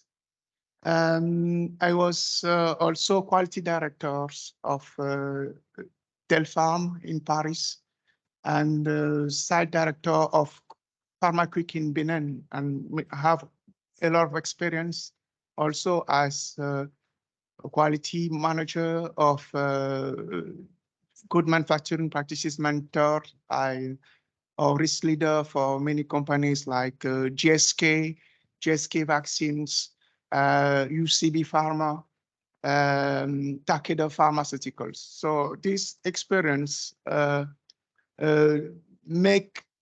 was the base for taking the decision to go on helping Africa, who is my continent. So as it's very important to help this continent. So regarding our journey, so Sebimosa started in 2017. It was the creation, and we started the first production in 2019 with our anti-malarial product, the Arlumeb, Fluconeb, and also anti-cancer drugs. And in 2020, it was the end of the first part of our factory close to Yaoundé. And also we launched our hydroalcoholic gel and solution. The name is Sanizeb. And in 2021 and 2022, we started the diversification in Central Africa region with a subsidiary in Central Africa Republic and also in Republic of Congo. And we launched our anti-worms products. The name is Verozeb. And now, 2022 and 2023, it is the time for us to extend our factory and make the construction of a new building for us, but also launch our herbals business unit specialized on nutraceuticals and also herbals medicines. And that's why I am very happy to be there and speak about nutraceuticals. And we created a company in Paris. The name is Tebimosa Internationals to help us for this project with this new business unit. The name is Tebimosa Herbals. So as you can see now, Tebimosa, we have 52 collaborators in 9 cities in around the world. So Yaoundé, Cameroon, in Cameroon, Yaoundé, Douala, Bafoussam, Garoua, in Congo, Brazzaville, Central Africa Republic, Bangui, and also we have collaborators in Paris and Brussels. So as you can see, we are the first in Central Africa region we are the first company in terms of distribution and supply of anti-cancer drugs. So today, Tebimosa, we have invested our own money. We have invested about 1,800,000 euros. So it is about this is from our own funds. At this time, we have no finance we have no money coming from bank or coming from other partners. It is our own money. So it is a big effort we are making to help Africa. So this is our production plant in Yaoundé, Cameroon. It is the first part of our production plant. And this is the new building we are going to start the construction in June 2023 to have a bigger capacity of production. So as you can see, our production tools have a blistering machine with a capacity of 2 million tablets per day. And the name is Velocity V300. We also have quality control lab in our factory. Now, regarding our challenges, we have four main challenges. So the first is innovation. The second one is finance. The third is training. And the fourth is export. Regarding innovation, we want, and this is very important for us, we want to innovate in nutraceuticals. This is our main objective in this year, 2023. In nutraceuticals, make innovation on improved herbal medicines. We want to create 2 new products, 2 phytomedicines and traditional medicines. So what is the challenge? The challenge is to develop formula and produce industrially. The second one, to have positive impact in promoting local production. This is very important. Have a very positive impact and promote the local production, and also to make the population to have access to health products at low prices. That means we need to make research and development regarding the chemical compositions, tests, make toxical studies, prove the effectiveness of the active ingredient, and also work on technology transfer. We have, for example, we have some discussion with Italian companies on nutraceutical projects.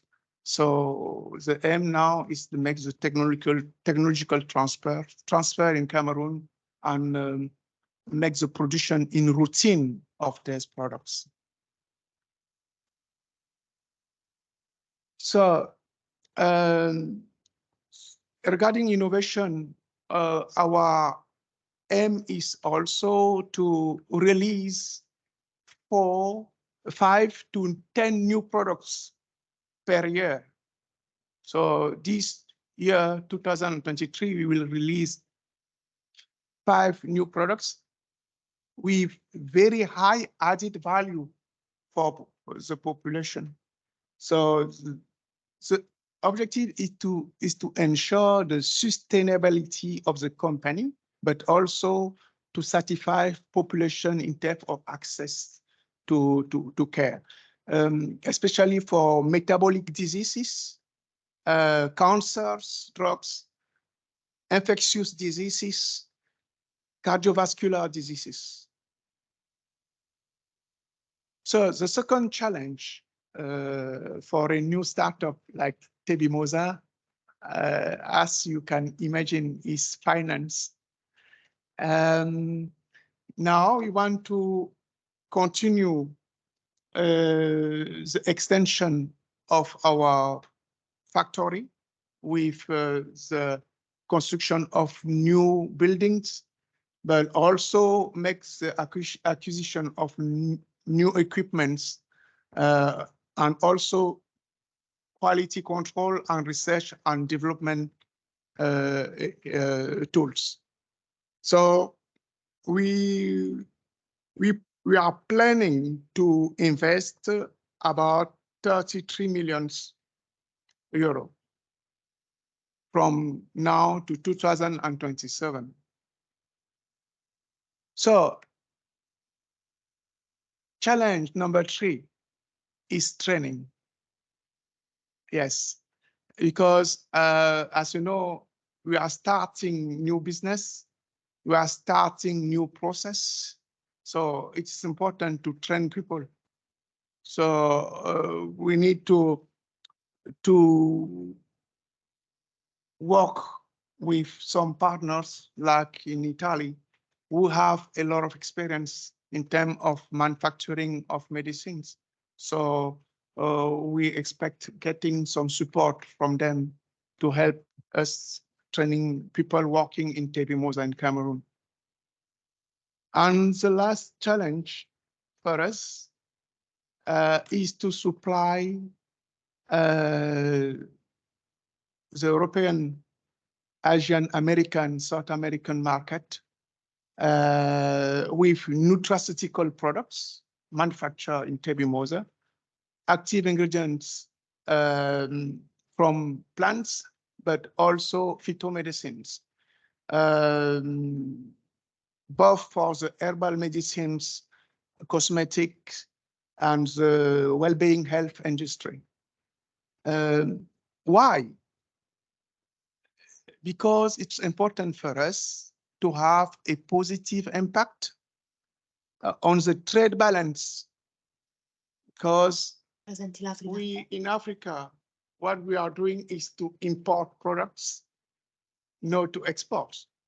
It's now important to export products because we have everything to make good products in Africa, in Cameroon. So this is the first challenge, but also the currency, because when we export, when we import, there is no currency inside the country. From time to time, it's very difficult to pay our suppliers abroad because there is no currency in Cameroon. So if we export products, we will participate to have currency inside the country. The second objective is to have positive impact in promoting local production. This is very important. And the third one, it is to participate positively in the current government policy, in the current government strategy of import substitution. So it's that is the 3 points regarding this last challenge for us, which is the export of our products manufactured in Tebimosa, Cameroon. Thank you very much for listening.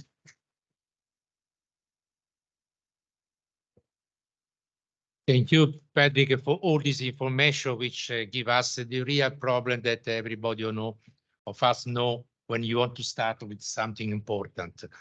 Now from the South Africa airport, we have the Professor Nikes Dembi.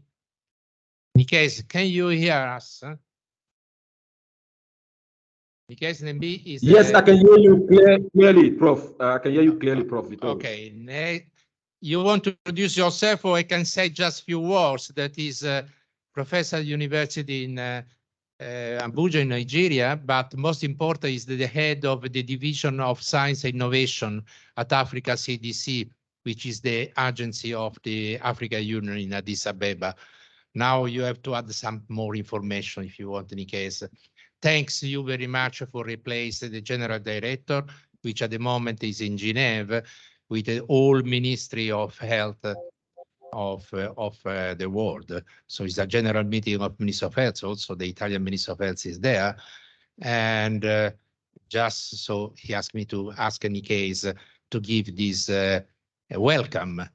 And also he's responsible to the procurement activity of the vaccine in Africa. So he's a really person which is involved in this contact. Please.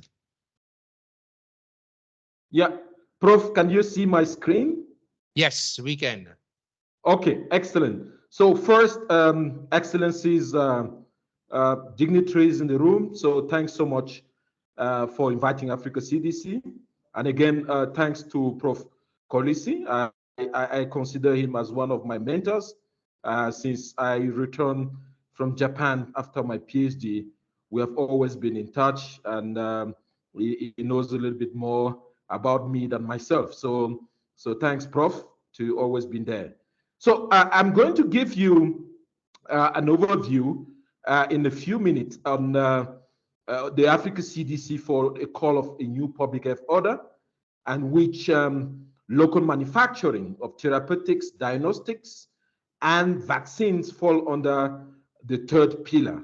There are 5 pillars on that new public health order. How do we reshape the global health architecture that definitely we're going to address the African need, the Africa solutions to Africa problems, and then through different partners, including the Italian partnership across the world and in Africa. So you're all aware that Africa is really going through a quite challenging moment. And the reason being the global climate change, the growth of African population, which is expected to triple by 2050, conflict across Africa, which actually are going to be sparking and actually including or going to actually lead to the movement of individuals and more subsequently pathogens. And this is quite important for a public health agency like the Africa CDC, which is the prime public health agency across the continent, established by the head of state of the African Union Commission. So basically, if you look at the Africa's disease threat, looking at emerging diseases, as you know, we have over 30 really signal across the continent of what we call outbreaks across the continent. But some of those you're not aware. You might be aware of Marburg, Ebola, COVID, but we had to deal with more than 30 at a time across the 55 AU member states, including issues like cholera and across the continent. So there's emerging diseases, the endemic diseases, HIV, TB, malaria, we live with it, the non-communicable diseases, and some of the neonatal conditions. So these diseases that are actually cohabiting, co-circulating, is creating what we call syndemic, when you have more than 3 pandemic or epidemic that are co-circulating in the same area. This is syndemic. And the total cost of that in terms of productivity, I mean, you are losing more than 800 billion every year due to these diseases. It's very important that we start looking at solutions. And that's why this forum, this meeting is very welcome, I think, to support that global really growth of the continent in this pretty challenging time. So again, as I mentioned, in the new public health order, we might not be able to deal with addressing those lost if we don't strengthen the public health institutions. And that's why I really quite appreciate the government of Italy in supporting some of these institutions across Africa, the Chantal Biya Research Center, some in Chad, some now. I think Professor Kolisi, Burkina Faso, has been doing a tremendous job across the continent in supporting public health. I think that's what we call public health in action, not just talking, but walking the talk. So public health workforce, how do we train African scientists or public health scientists to be able to address those issues around this disease threat? The regulatory environment, when we get these drugs Are they WHO PQ to get into the global market? The US PEPFAR can procure them, like the Global Fund can procure them, like other agencies, procurers can get to them. This is challenging. We need to produce those drugs, vaccines, diagnostics, but they need to get to the global market. Like India being the powerhouse for manufacturing, we need to be, also Africa, one of the powerhouse to be able to sustain the African market. We're 1.3 billion people on the continent. This is a market already on its own. So supporting manufacturing of vaccine, diagnostic and therapeutics, and then access to finance. I heard the previous speaker, Patrick, mentioning the finance. If you want to build facilities, you need resources. Are the bank ready to provide grants, loans, and also facility enablement facility to be able to support the local manufacturers? Those are big questions. And then the partnerships. And then today, that's a very good example from the Italian government of how we can strengthen the partnership to really sustain local manufacturing in Cameroon and also across Africa. So where are we on the vaccines? I think currently 99% of the vaccines that are currently being used in Africa are imported. It's unacceptable. Only 1% are produced locally on the continent. I think we need to do something. So we developed, I think at that point, under the leadership of US Ambassador now, Dr. John Kengasong, a framework for action. How do we build, based on some of the enablers that we have identified, a reliable and robust ecosystem that can actually enable us to be, by 2040, being able to produce now about at least 60% of the vaccines by 2040. It's require or will require substantial amount of work across 8 board programs. I'm going to talk to briefly mention that subsequently. But for now, this slide, what you remember here, we are only producing 1% of all the vaccines that you know. If your child is going to any clinic for vaccination, all those vaccines administered, only 1% are produced in Africa. It's not good. It's not acceptable. And we've seen that during COVID, that we need to start producing vaccines or even therapeutics or diagnostics locally. So what we call the Partnerships for Africa Vaccine Manufacturing was established by the Africa CDC, the African Union Commission, with 4 broad objectives. The first one is to have a continental strategy, because we cannot be working in a fragmented way. If Morocco is doing something different, Egypt is doing something, South Africa, no. We want to be sure there's a framework. At least if they can agree 70% on the content and objective, and then 30% can be customized, locally adapted for their own context, is good. But we needed to have a strategy, and we released that strategy in February 2022 during the AU Assembly. So there's a strategy on the continent on how we can go about sustaining the vaccine manufacturing ecosystem. So second is the conducive business. So we have seen in the past people will establish local manufacturing facilities, and then after 5 years or 10 years, there's no business or no market, and then they shut down the facility. So we need to find a way to support them, that environment, and then also being part of the business, the dealing, I mean, in terms of encouraging partnership across the global community. We are interacting with Team Europe and other stakeholders, BMGF, and other partners, the MasterCard Foundation, to support some of the manufacturers to be able to really have a business model.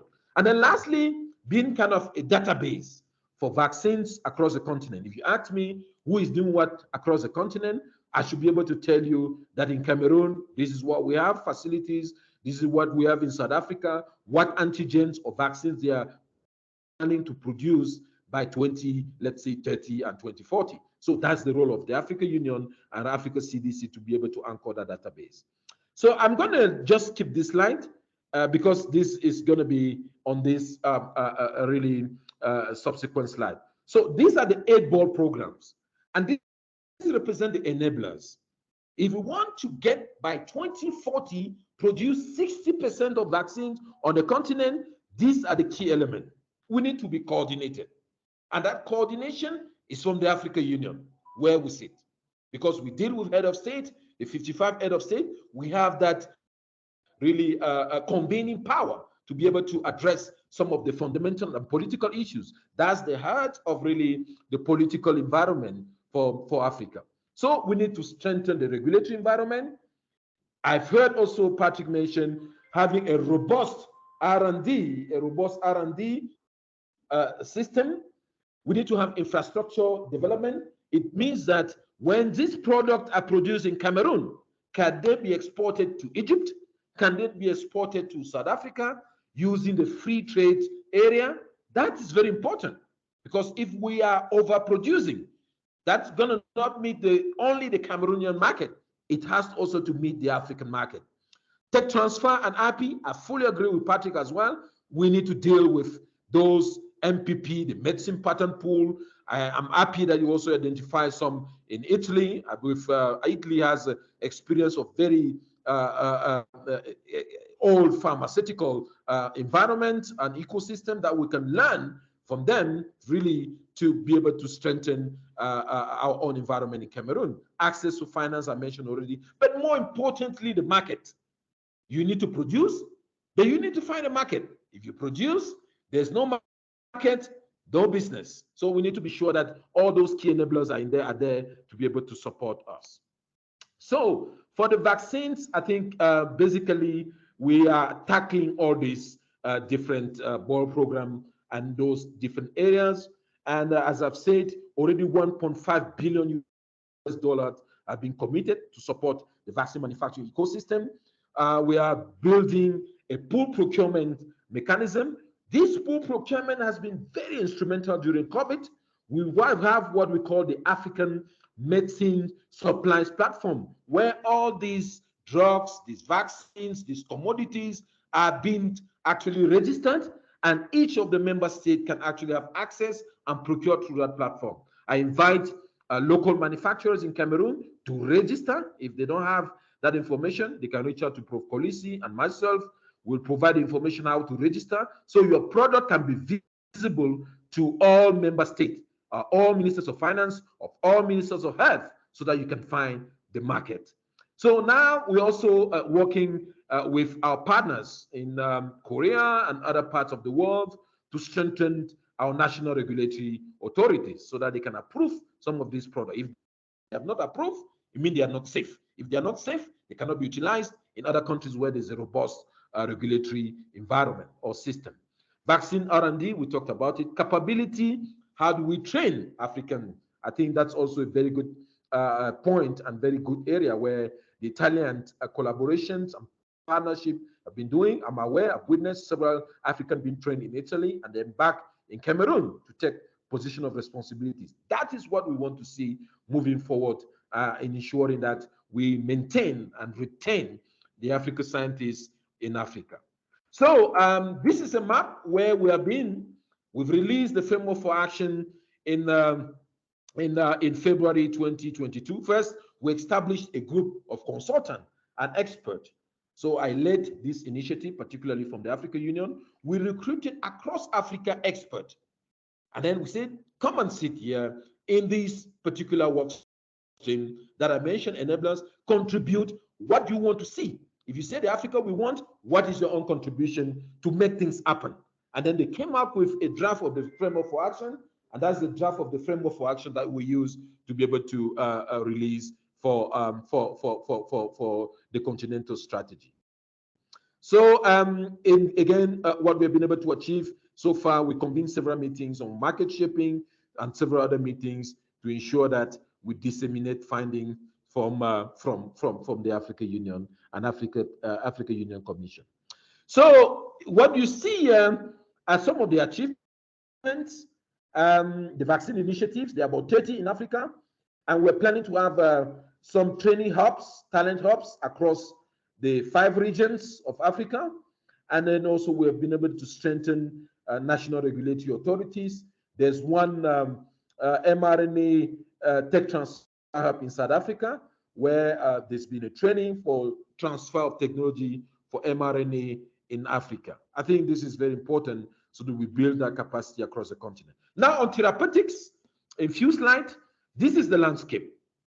If you look at this landscape compared to the US, Japan, which are developed countries and emerging markets, look at Africa. 30 and 40% of the vaccine, of the drugs, sorry, not vaccine here, of the drugs are produced in Africa.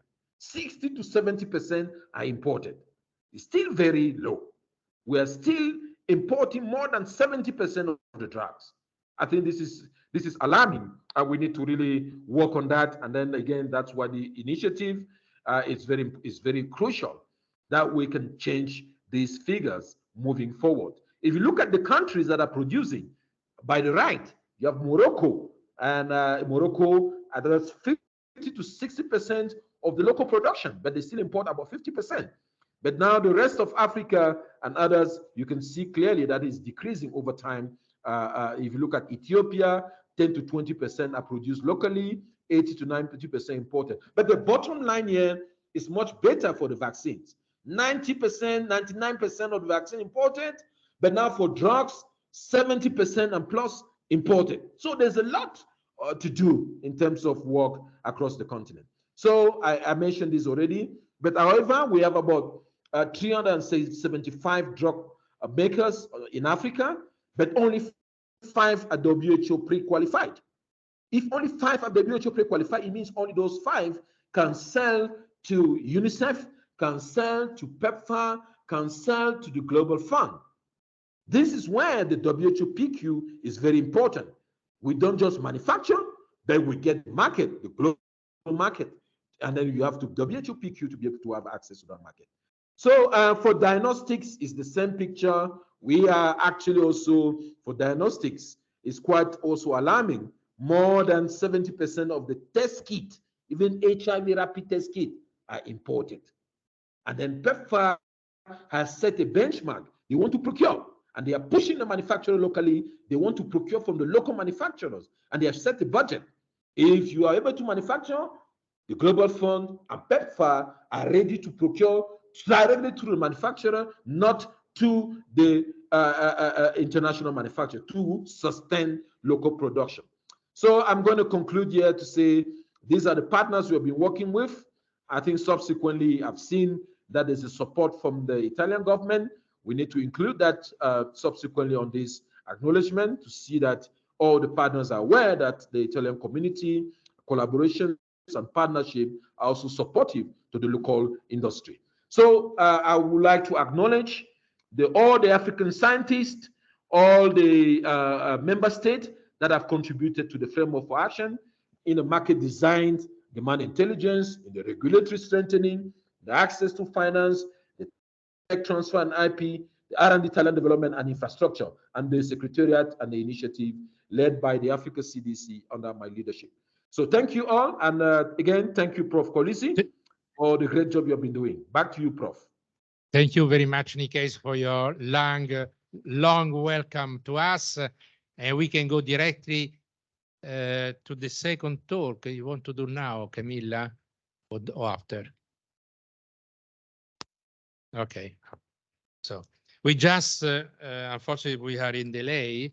And the second intervention was from Camilla Borghese because we want to compare the situation between a pharmaceutical startup in Africa and very old pharmaceutical company in Italy. It's more than 100 years. But unfortunately, Camilla have another talk to do now, so we can postpone his talk later on. So now we are to Pier Giorgio Natali. I'm particularly glad to introduce you Pier Giorgio Natali because it was my teacher in immunology when he was very, very young. And without any kind of agreement between us, at a certain age, we start to do research not only in immunology, but also in nutraceutical products.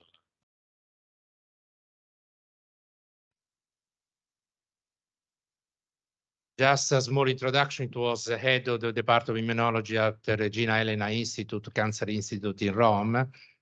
And so that now she can introduce this concept to functional food. and in particular as a functional food as a prevention for cancer prostate. Well, thank you for giving us this opportunity that after listening the previous two talks, I strongly feel that we really are in the right place to talk about this effort of us ongoing since about 5 years with the aim of improving tomato as functional food. And we will hear along with the talk why we need to improve and why we need to improve functional foods. You know, tomato is known to actually be developed early in South America. Then it was highly appreciated by the Mexican civilization. In 1500, Cortés brought it to Spain, but it took about 300 years before the tomatoes became a fashionable food after meeting the pasta in Naples.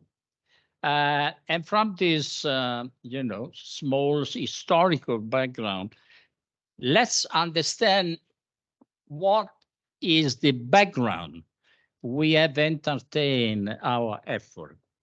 We are for sure facing a global changing epidemiology because chronic degenerative disease are responsible for a very alarming gap, which is in front of an increased life expectancy, we are witnessing a decrease in health expectancy.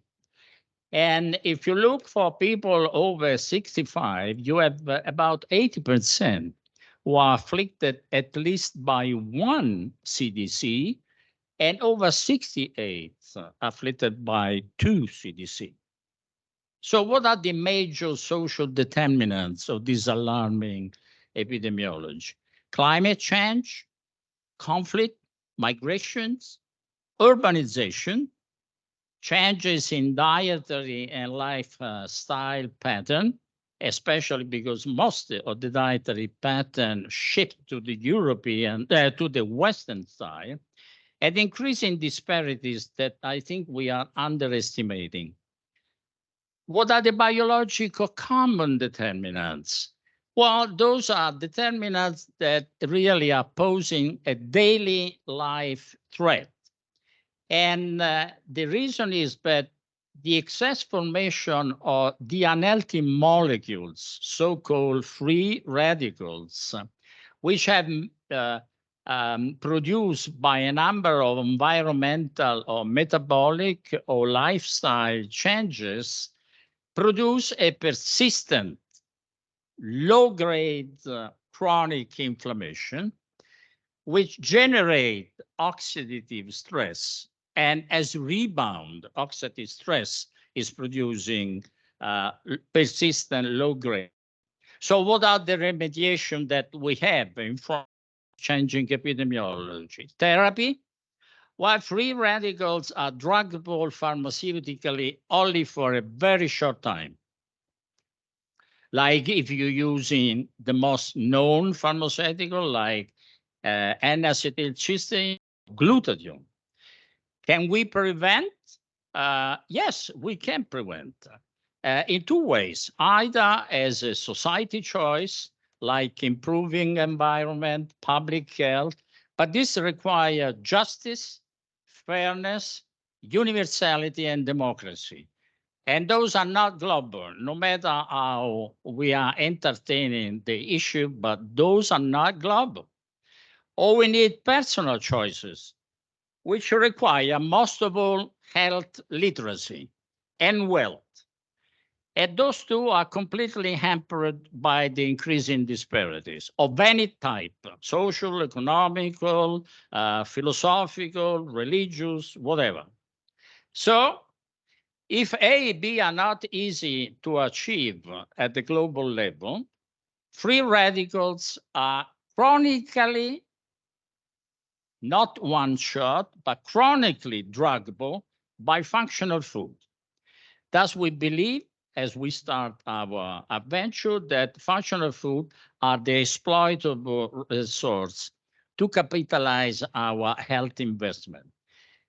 What are the functional food? Let's go to definition so we circumscribe our interest. Functional food are those food containing biologically active natural compounds which are made highly bioavailable, produce healthy fats in addition to the nutritional one they possess.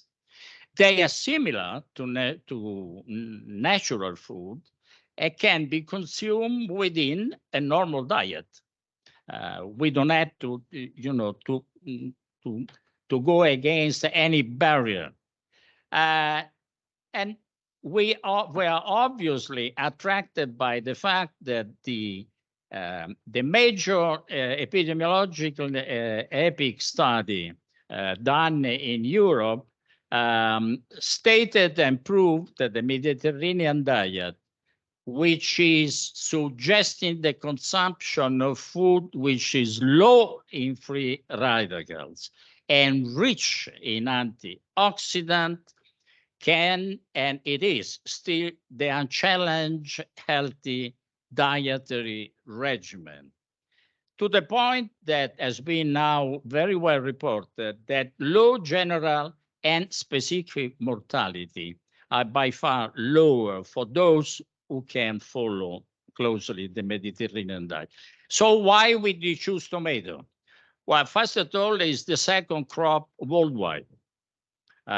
Second, it contains the most potent dietary antioxidant, which is called lycopene, which has that, you see the small picture is a reddish powder, which is always even used as a color in food processing.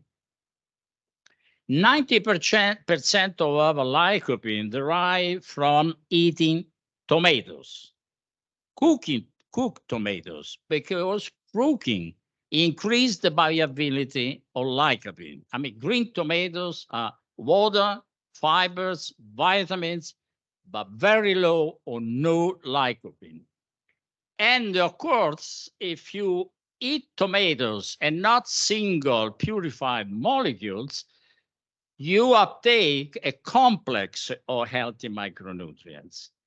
I was happy to see that there was, from one previous speaker, the concern about using plant phytochemicals that in some way are well embraced in a green economy culture. And this is the case for tomatoes, because they have a very wide biodiversity.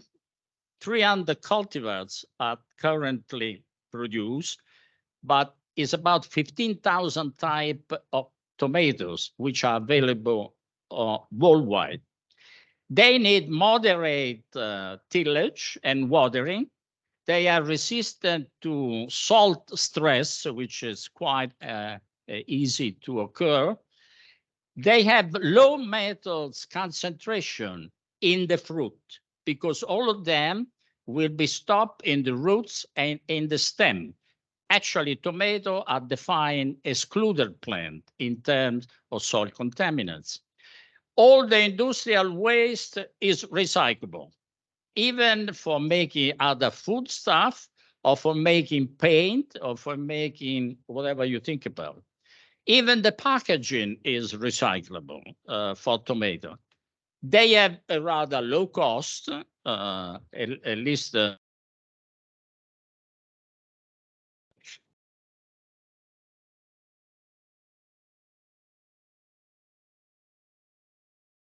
and more than everything, they have a global culinary consumption.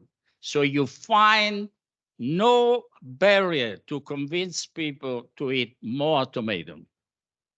So what challenges we did face? we develop a whole transformation process, which hopefully could provide bioavailable lycopene as well other active molecule in concentration higher than those that you find in supermarket tomato commodities, which is endowed with high antioxidant, anti-inflammatory activity, is free side effect from the fruit, which, as you know, not all people can consume on a regular basis, and can efficiently integrate any dietary regimen, and primarily those regimens which are deficient in lycopene or carotenoid. Fortunately, for the industrial point of view, we were looking to produce a product that can represent a chassis to develop a variety of food supplements, all aimed at overcoming nutritional deficiency, hopefully. So what strategy with the we approached the problem? We did not use top-down technology, sophisticated breeding or agronomy or transgenic or even gene editing technology, which are actually used from some investigator. But we look for a sustainable and inclusive advance in producing it with a very friendly technology, so friendly that we use heat and pressure, like you have in one common pan.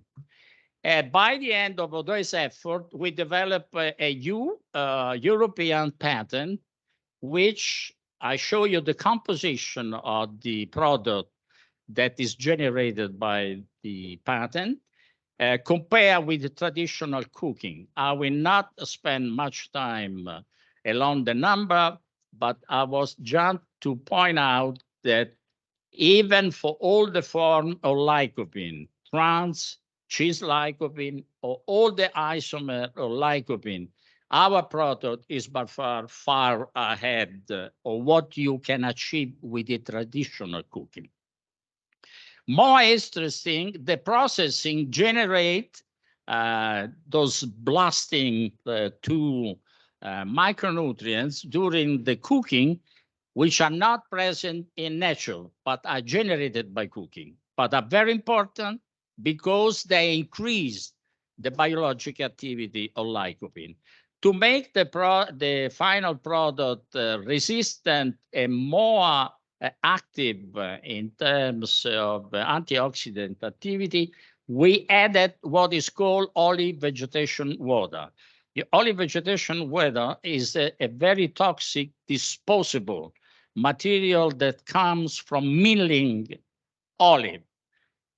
So in this case, actually, we are using something that is disposed, that is healthy in given concentration, obviously, and recycle in our final product. We reach lycopene concentration as far as US Department of Agricultural data that by far exceed those present in tomato commodities, either paste or sauce or canned tomatoes. Those are the number. And I like to point that 35 milligrams in a given dose are highly bioavailable. That means that the difference between me and you in producing bioavailable lycopene during our digestion are somehow lower off because we are already providing you with a bioavailable. The antioxidant activity was very gratifying because we had the complete equivalence between our tomato and the N-acetylcysteine, that is one of the major antioxidant drug. And just to make an approximate estimate, 5 grams of our powder, which is a dose available to the public, provide an antioxidant activity of 1 kilogram of ripe tomatoes. Then we look for proof of concept. The one that we choose is derived from the fact that lycopene distributes in the body in some anatomical site preferentially. And we selected the prostate gland for one major reason, is that the aging pathology of the prostate gland is one of the major alignment in late age for boys, not for girls. So we address the tomato clinical activity in two settings, the animal setting and the human setting. The animal setting was very rewarding and actually was the proof of concept that stimulate us to proceed in this in engagement, is that if we use an animal model of human prostate cancer and we provide the UA in the diet, 10% of the diet to one group of animals, the other group does not receive the tomato. By 8 months, the one who are supplying in the diet with our tomato are surviving. The other group, the control group, they are totally dead. And this protection, although there are many mechanisms underlying, for sure it resides to the fact that the inflammatory molecules which are produced during the development of prostate cancer and produce the clinical advance of prostate cancer are completely knocked down in the serum by the tomato diet, as you see in those two diagrams. If that works in mice, it could work also in humans, hopefully. But that was the case because in two prospective double-blind trials using human benign prostate hypertrophy, we had a complete remission, highly significant, of urinary symptoms in our patient. In some of them, we could measure the decrease of inflammatory molecules, and of course, their quality of life was significantly improved. Lately, I include this slide because that is giving us the idea that the potential of this product is quite enlarging, because by using a model system that doesn't relate to human pathology, but does relate to environmental contamination, we look whether our tomato was capable of inhibiting the capacity of this class 1 carcinogen, which is, as you see, widely dispersed worldwide, was able to stop the transformation, the capacity of transforming normal cell to cancer cell by our tomato. And that was the case because the product was able to inhibit the DNA damage, the activation of some important molecule, the oxidative stress, obviously. And not least important is the endocrine disruption of that. So by now we can summarize that the documented activity that we have proved, the antioxidant, the anti-inflammatory, anti-mutagenic, anti-androgen receptor activators, anti-platelet aggregates. Of course, we are a lot going on at Janus Pharma. What are the conclusions? The suggested use so far, according to our literature, is that the tomato as a can be represent a dietary supplement, which is paradoxically is primarily for Mediterranean diet, because I don't know if you ever stop thinking that Mediterranean diet suggests the consumption of 400 500 grams daily, at least, of fruits and vegetables, something that nobody can reach. It's more, it's a foolish suggestion. So we do believe that by complementing the Mediterranean diet, especially in times where you don't have easy access to fruit and vegetable, can be easily supplemented by the product. And in any diet which is poor in antioxidant. As an adjuvant treatment, I will not bother you going through all the list that I list here.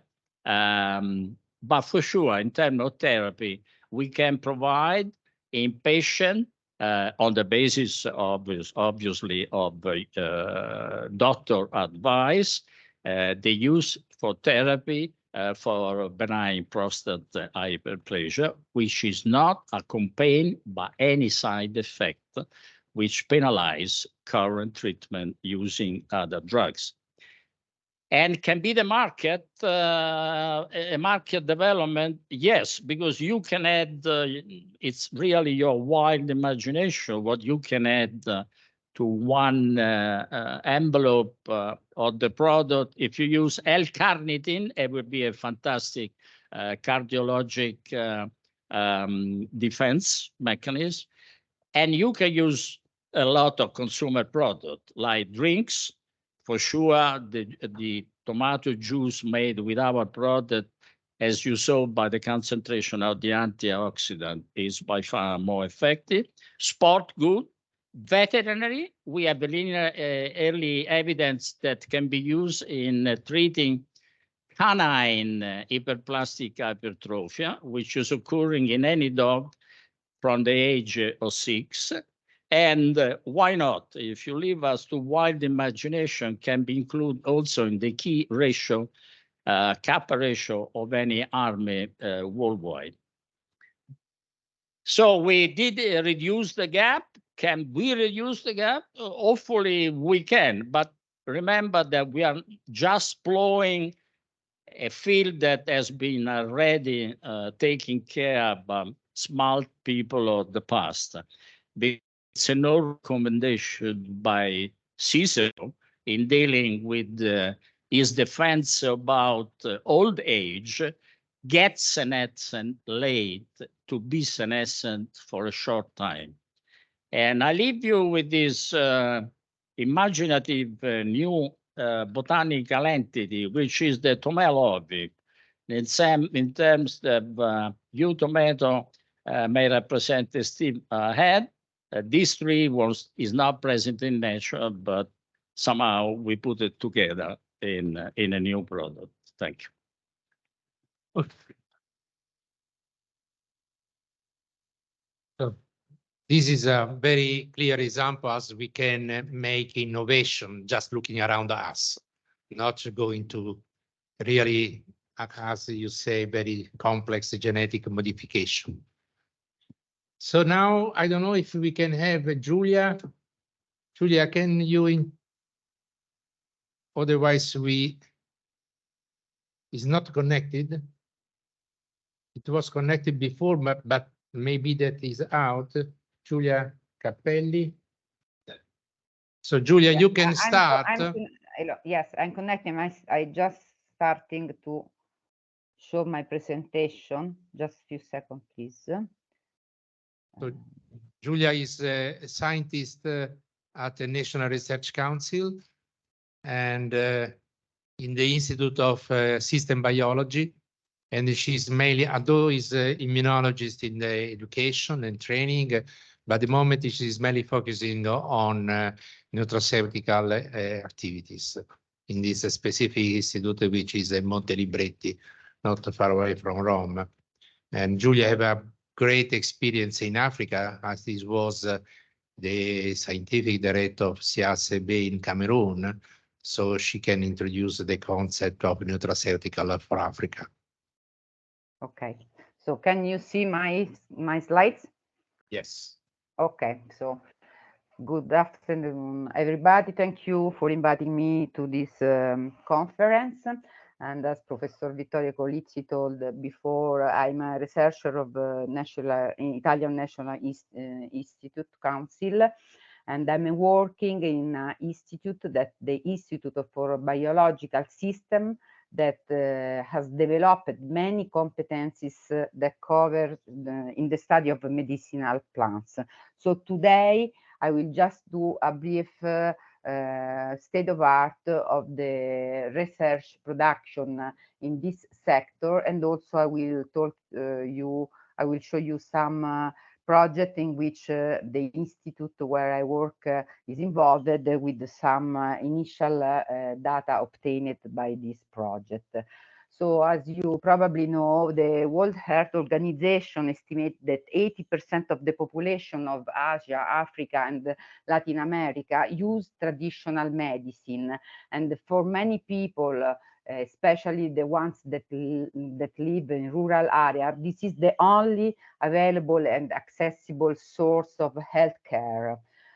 We must also consider that the tropical and subtropical Africa contains a huge biodiversity, between 40 to 45,000 species of plant, with a huge potential for development, both of the nutraceutical, that galenic product, with already 5,000 species that are used for medicine now. And the Africa continent contribute with the 25% of the world trade biodiversity. More than 30% of the modern medicine are derived directly or indirectly from the medicinal plants. There are many examples of medicine that derives from the plant.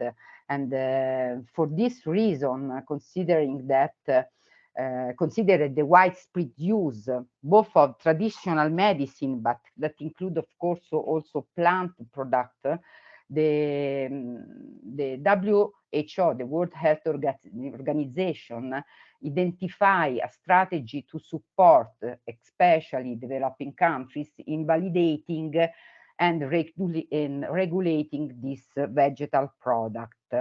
So these are some of the actions that have been taken to support this strategy of different, of course, subject: policy formulation, research promotion, capacity building, development, and supporting also local production, and of course also intellectual property rights.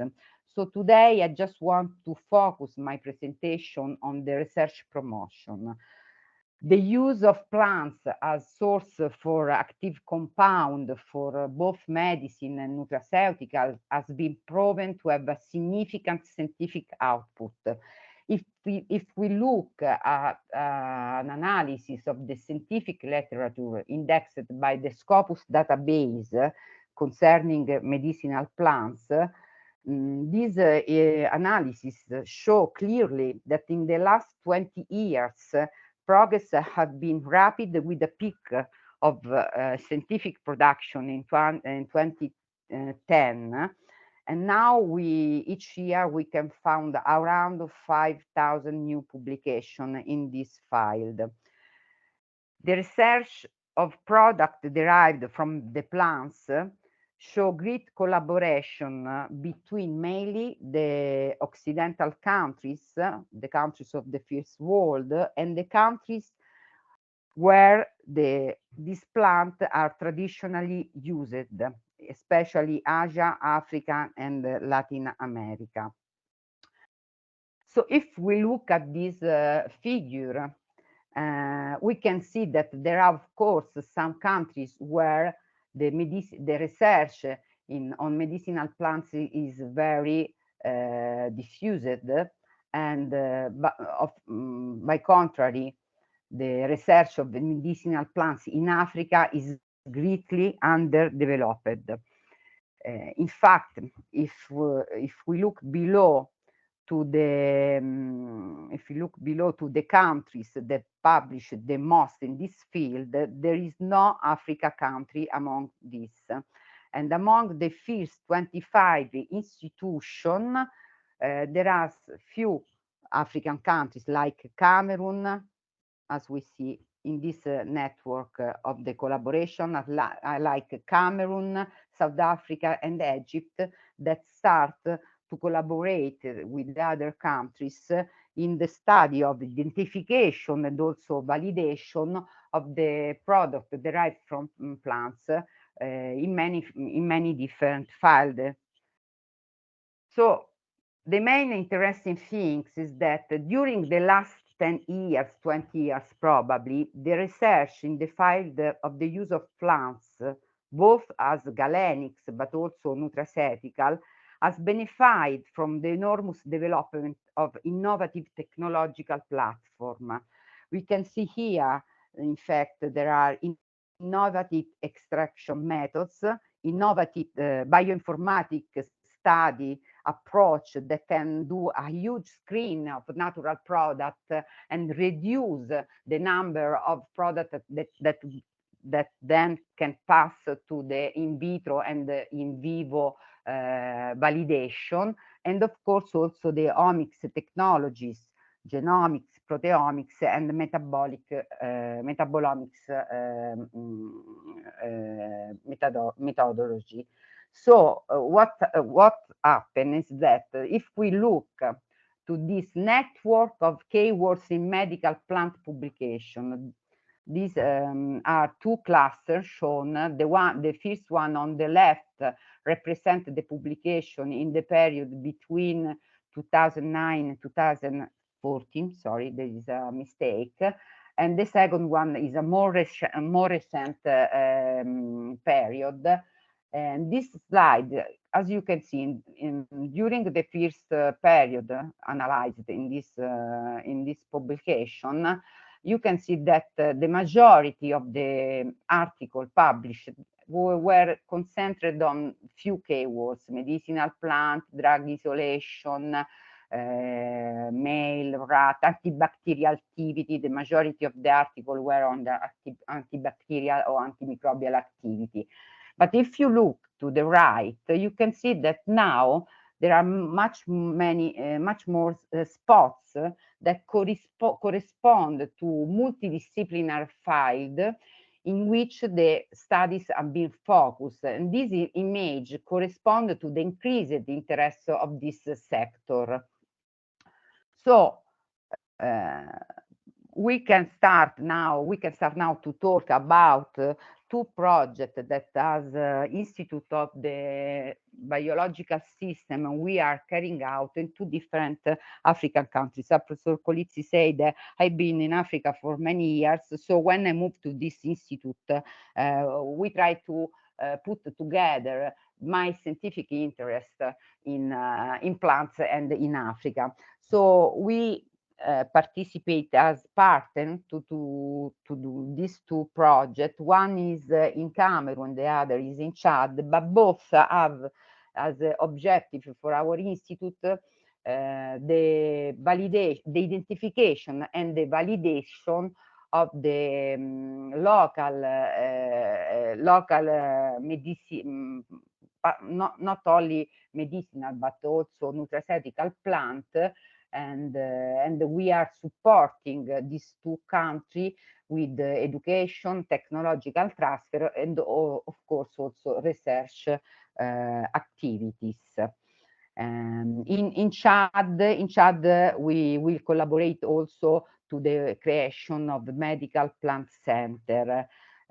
More or less, these are all the activities that we are following in these two projects, starting from ethnobotanic studies, of course with the collaboration of the African researchers that know very well which are the plants that are used by the population. Also during COVID pandemic in Africa, they used a lot of extract of plant with anti-inflammatory, mainly anti-inflammatory activity. And then, of course, we will valorize all this information in the creation of a biobank and also a data bank. And we will also collaborate with the University of Rome Tor Vergata with a professor in bioinformatics that will do this screening. And we will set up different methods of extraction, essaying to favorize the green methods for recover the phytoconstituent, and we will perform, of course, metabolics, genomics, and proteomic characterization and in vitro assay. Also in vivo studies with the CIMETA at Tor Vergata to show the biological activity and, of course, the absence of toxicity. And all this study has different possible field of application and industrial valorization that come from the nutrition, nutraceutical, the production on disinfectant and biocide, and also biopesticide for organic agriculture. Now what I want to show you, this is a preliminary study and preliminary results that came from this collaboration South-North, and that has been focused on the coronavirus infection. This is a publication done by the Professor Mattei Falconi, that is the bioinformatics of the University of Rome, that screened more than 8,000 natural products to identify the ones that, from a bioinformatics point of view, were the more useful to block the entrance of the virus inside the cells. Briefly, I try to explain you the virus have this spike protein that is formed by 3 different subunits on the surface, and this spike protein is the one that linked to the receptor of the human cell and that let the virus enter inside the cell. So what's happened is that we identify with the bioinformatics some natural product like this red ball that block the conformational changes and the linearization of the spike protein and avoid the entrance of the virus inside the cells and also, of course, the infection. So, So this is a recent article that is in press, in which we identify and also biological validate the use of hypericin, that is a natural product from Hypericum perforatum, that is a plant that is common both in Italy but also in Cameroon and in Chad. And we validated this bioinformatic approach looking, first of all, in the first images, you can see these are molecules of hypericin that enter in the virus membrane. Here, all the colored spot represent all the sites in which the hypericin can be connected with the spike protein of the virus. And finally, we just did some in vitro study. Briefly, we tested 2 different concentrations of hypericin, and we treated the pseudovirus of coronavirus with this natural compound, and this pre-treatment blocked completely the entrance of the virus inside the cell, because, as I showed you before, this product enter in contact with the spike, block the linearization, and so the entrance inside the cells. So this is one of our first study that we did in collaboration with the institution in Cameroon, and it was just to show you the multidisciplinary approach that we are following to support the validation of this product and this usage in these countries. Another project that actually we are waiting for the response that is related with another aspect, more nutraceutics, is a project that we presented in collaboration with the CIPTRE, that is a non-governmental organization in Cameroon that has a galenic laboratory and is mainly focused on agriculture and inclusion of the women in this project.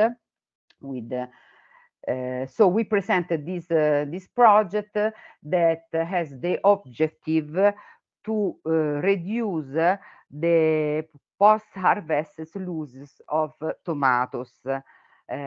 Because you know that Cameroon is classified as the sixth producer of tomatoes, but they have a huge quantity of tomatoes that are losing after the harvest due to the absence of transformation procedure and industry in this country, and also to the time time between the harvest and the arrival to the market. So to support the utilization of this fruit, we proposed this project in which we are proposing the same technological platform that Professor Mattei showed before, that is the spray dryer essiccation, with the final aim to produce some by cube enriched with the moringa. So I think that more or less my presentation is finished. If there are questions, thank you, everybody. Thank you, Giulia, for this presentation, starting from the regulation that we have at the WHO, that you want to increase the production of nutraceutical in Africa. And of course, the scientific part in which we identify the molecular molecules in nature which block the entry of coronavirus SARS-CoV-2 in human cells. Anyway, now we start a meeting with presentation of a startup pharmaceutical company in Cameroon. We give the floor to another company, a very old company, Camilla Borghese, which is in the family, which run this company for more than 100 years, first in Milan and then in Rome. And of course, we use this company for training. And as Patrick said at the beginning, the training is a very important part of his target in the next years. So we can show that we already started to do training in the company, in the pharmaceutical company before.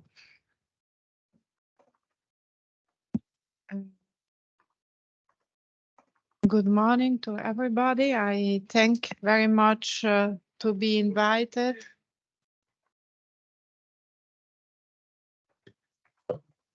Giulia, you have to remove your presentation, PowerPoint. Can you? Okay. I think that this, I thank very much Professor Cerretti and the organizer of the Africa Center Disease Control for this organizing this meeting, because we are very near to Africa, and this is an event which fosters for stability and to fight the youth unemployment, which build mutual trust.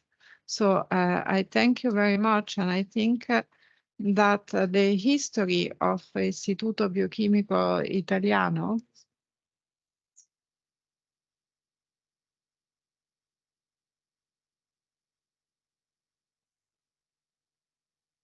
has a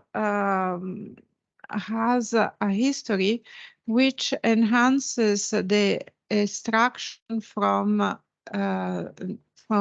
plants, because my grandfather was in 1918 studying the titulation of vitamins and giving lessons in the University of Padova for the treatment of pathology arising from a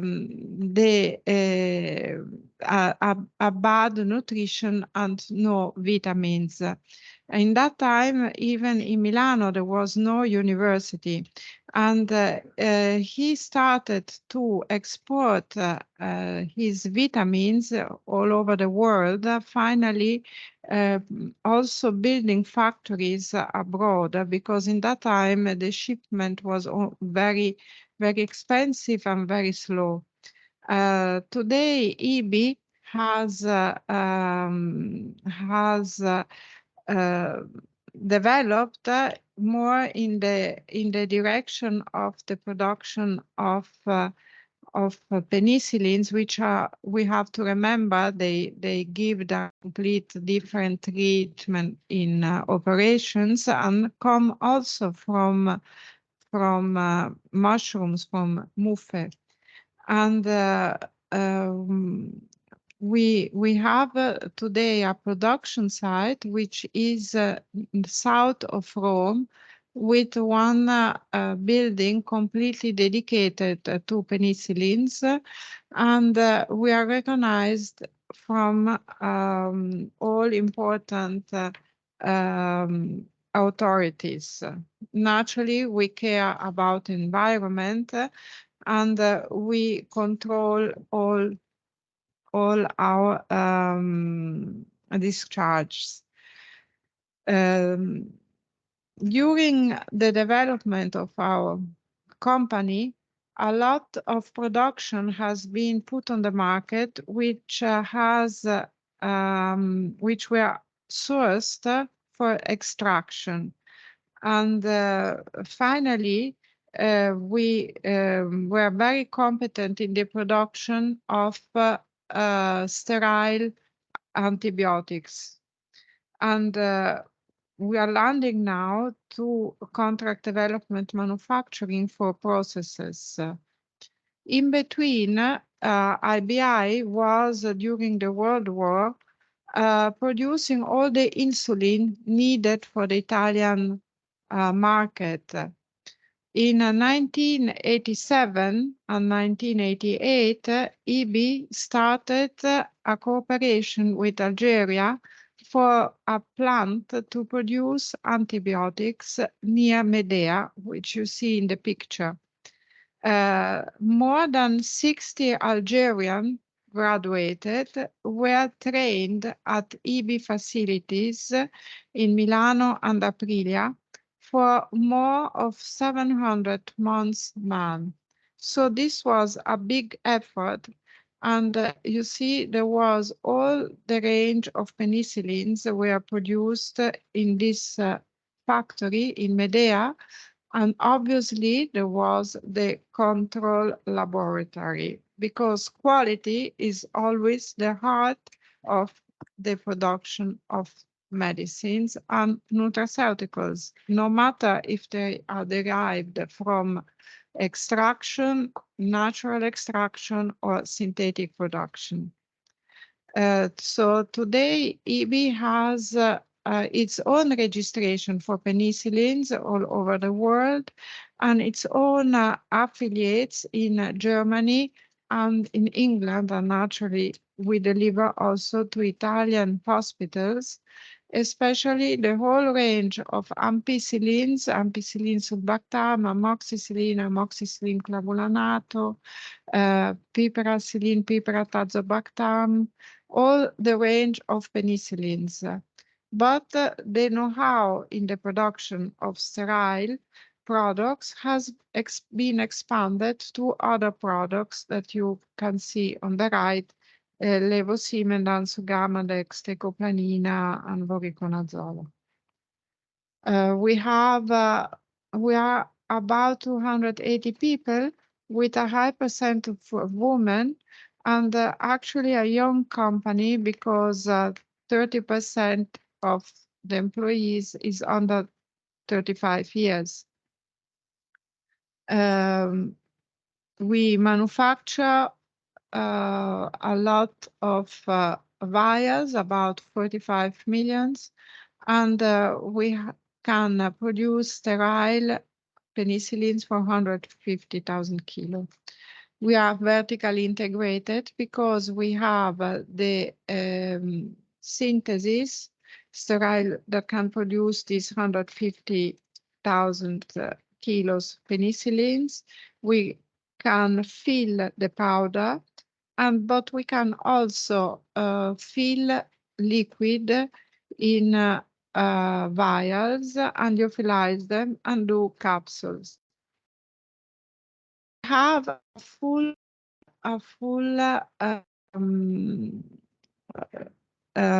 route for cooperation because we can do the research and development and to find a better process for production.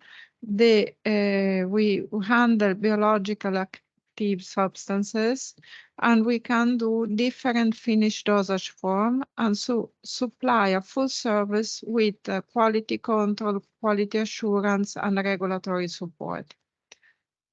To come back to galenic preparation and nutraceuticals and phyto products, phyto drugs, I just make an example because we are studying since years my thistle because we extract from Silimarina a very, very pure Silibina, which would not be available if it would not be formulated with soy lecithin. Very often in nature, we find in the active ingredient a mixture. The extract is a mixture where there is a positive and a negative, an active and a substance which counteracts and maybe gives some side effects. So to purify, identify the substance which is really active and purify it, if on one side you lose in bioavailability, on the other side maybe you can improve the activity. The formulation with soy lecithin improved, as you can see from the graphic, the bioavailability of Silibina. This means that we can have greater effects. We were Professor Natali, Professor Natali, yes, was talking about free radicals, and Silibina is one potent antioxidant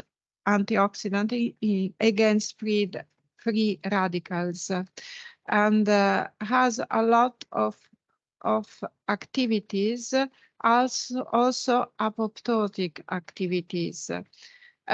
With Max Planck Institute, we could apply for a patent because the new, as Giulia Cappelli said, there is the possibility today with the new technology to deepen the research, and it was demonstrated how Silibina can inhibit the heat shock protein 90, which is fundamental in the feedback for Cushing disease, where there is a continuous stimulus of the adrenal gland to produce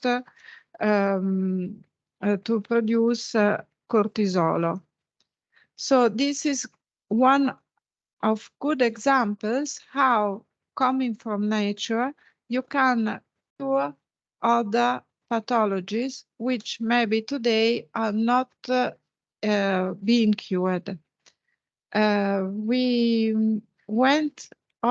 participated in the production of nanoparticles filled with RNA in different European projects. This is to enter in the new century where we try to have effective drugs like RNA, which has to be delivered through nanoparticles to reach the target. In this frame, IBI celebrating its 100 years gave a scholarship to Evina, Quentin, and Rick, which were coming from Bamenda and Cameroon and were graduated at Italian University in Tor Vergata, Camerino, and Urbino. They were able to come to the company factory and practice the good laboratory practice and the good manufacturing practice. This was for them a big experience, also for IBI people, because their aim was to go back to Cameroon to found a galenic laboratory and to train other young technicians to produce, so reducing the unemployment and strengthening Africa, strengthening the know-how, because as Giulia Capelli said, in Africa, there are more than 45,000 different plants. And today, we only know that 5,000 has a therapeutic activity. So they wanted Evina, Quentin, and Rick wanted to bring to produce from Moringa oleifera the extracts as a drug, as a therapeutic drug for inflammation and other activities, and for example, for the breeding of aviary, to reduce the use of antibiotics, giving to the breeding some postbiotics. So there were different effective coming from going back and bringing new know-how. And we know that there is many different development going on, also to use the Moringa oleifera to regulate the response to infections. This next week, there will be the 100 years of a very important diplomat in the United States, which is Henry Kissinger. And his mission, his way of acting, it was always referring to foster stability.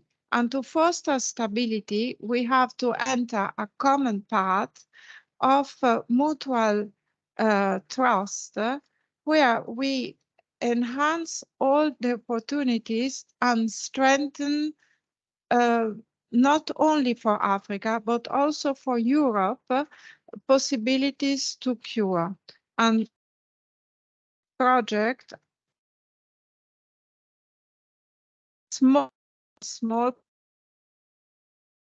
is important to create the common good, which also the Pope tries to enhance. You see in the photograph for the 100 years of the company, Elvira in the meeting for the audience for the Pope.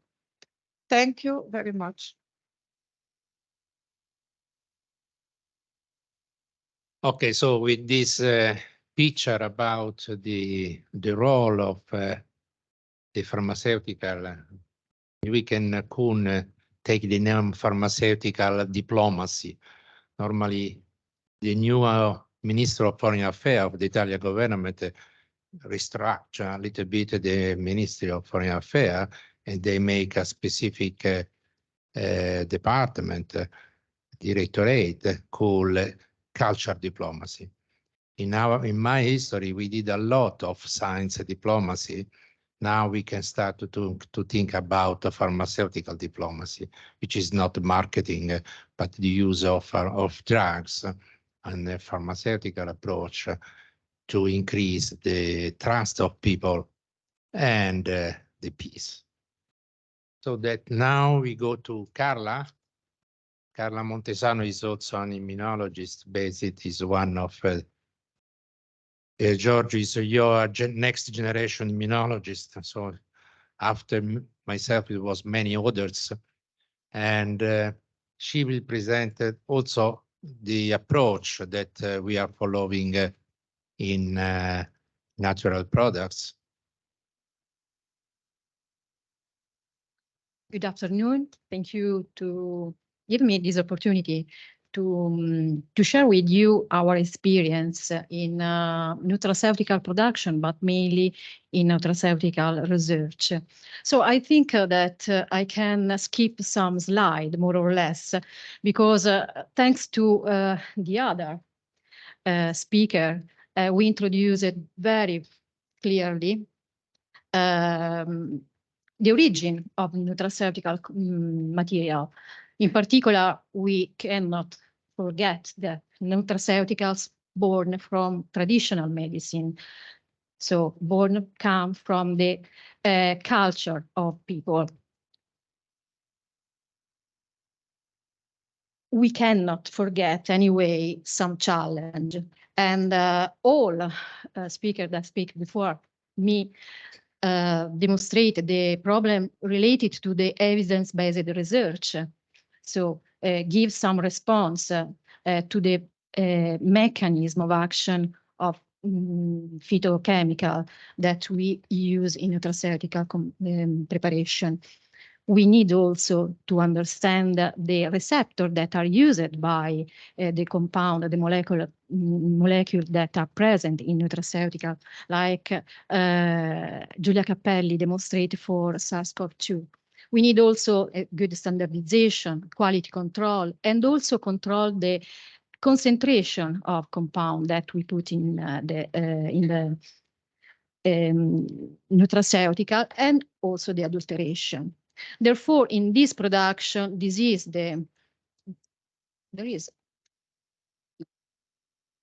Okay, no, I would like to show, but anyway, it's nice to see that the study that we can do for the nutraceutical project is very complex. So we need to consider the chemoprofiling and metabolite analysis. We need to study scientifically the mechanism and the effect, and we need also to assess the quality. I don't want to forget that the first square that we can see there about the botanical source, the authentication, identification of plant, the growth and geographical location, and the collection of processing of material is all information in the hand of community, of ethnobotanic, of people that live in the place, live in the countries. For this reason, our experience starts from Cameroon, from an experience that we had with Maurice Kenso several years ago, that teach us several basic technique. So the technology is important, but the technology sometimes take advantage from the simple preparation, like Pier Giorgio Natali show us, the tomato that is boiled sometimes. So the other challenge is, of course, the poor regulatory framework, but also the consumer education. And we are working a lot about this. So the education of consumer, and I include in this also the doctor, the family doctor, because sometimes, as Pier Giorgio said before, the doctor should say, okay, you can take lycopene, but they don't know how the association of lycopene with other drugs work. So we need absolutely to work on the education and information of consumer and all stakeholders. And the other aspect, of course, is the innovation. So probably what we have to consider is the magic word, that is the responsibility in use, in production, in innovation, in research, and in communication. What all these aspects is called by European community responsible research and innovation. And now we are working also on this. Therefore, what we want to do is a continuous exchange of information between the stakeholders, the community of citizens, and the scientific community. There is, of course, a double exchange. Why we need this? Of course, it's just to respond, because the scientists want to respond to the market needs of customer. Is not only for this. We are not working mainly for market. But what we want to do is just to know the social needs, the needs for the health, for the well-being of people. And we can collect all information and data in the availability of citizens, like the botanical source, the authentication of plants that we can use in traditional medicine and in nutraceutical. On the other hand, why the scientists should give back something to the community? They are not working only for technology and for results, but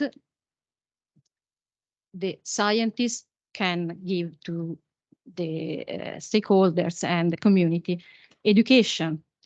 We can give all information that we obtain from our experiment, and we have to give all these results in an open access form that are available for all people, all stakeholders that can take advantage of our results. And then we cannot forget, like Camilla Borghese explained now, also the experience of educational and professional training of our students at university and also with several companies.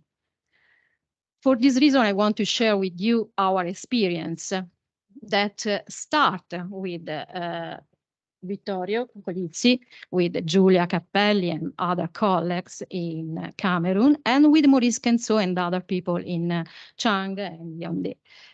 So we start to study the effect of African traditional medicine, in particular Moringa oleifera, that share with Olea europea, that is included in the Mediterranean diet, several activities: the anti-cancer, antioxidant, microbial, anti-inflammatory activity. And also Moringa oleifera is very well known because it is used for the slim care treatment.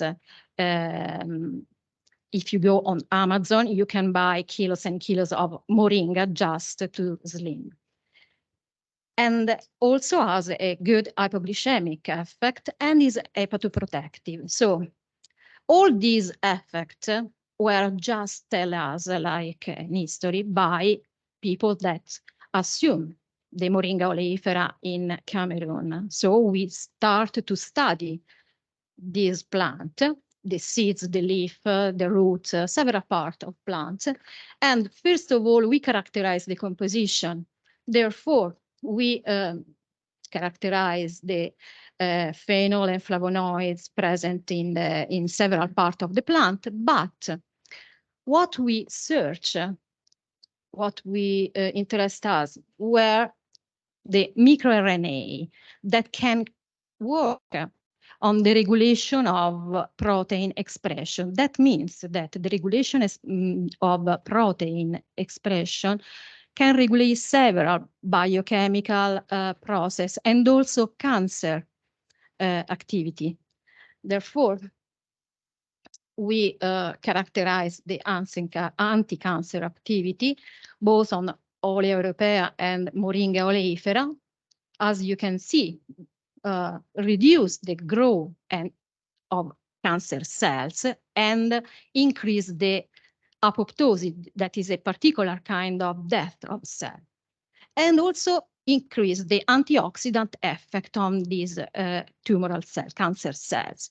Therefore, this was the first demonstration, and this effect was mediated by the microRNA, just because the microRNA of plant bind the messenger of humans and stop the production in protein of some key protein involved in the cancer and oxidant process.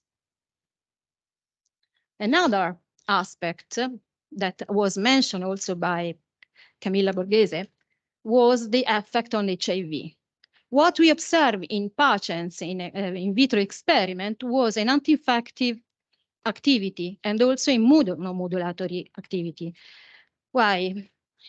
We observe after the treatment with plant, the reduction of viral load. That means that the virus decrease the growth, the replication, okay? And also decrease the inflammation. You can see also here that the TNF-alpha, one main inflammatory cytokine, decrease hugely, okay? So also this effect was demonstrated.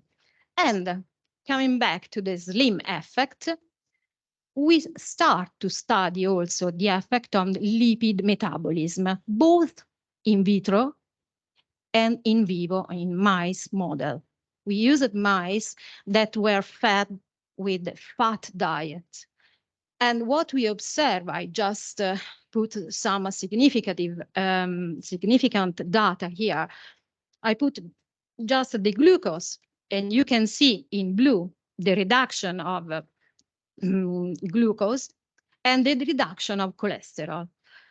Again, there is a reduction of TNF-alpha, but the picture here shows that when we have a very fat diet, we have steatosis, our liver become fat.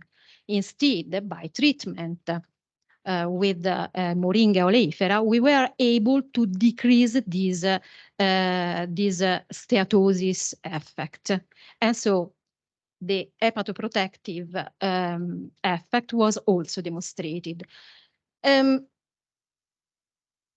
So they are clearly in vitro experiment that show and confirm what we observe in humans being, usually in mainly in India and also in Africa, in Cameroon in particular way. But there are also at least two innovative aspects. First of all, a new compound, a new molecule, bioactive compound, the microRNA, that never was reported, just from China, the group of Zhang. Another aspect was the use of microvesicle that are usually used for between cells, among cells, and it's possible to obtain the microvesicle that contain the microRNA. We can extract them from the plant and use for the pharmaceuticals. And they are able to arrive in the gut and go inside the cells. Therefore, all this data in some way confirm and reinforce also, giving us reinforce what we know by the traditional medicine and traditional culture, but reinforce also give us more information.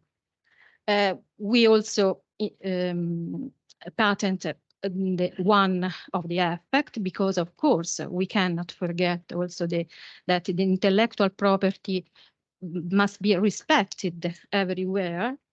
And so I think I finished.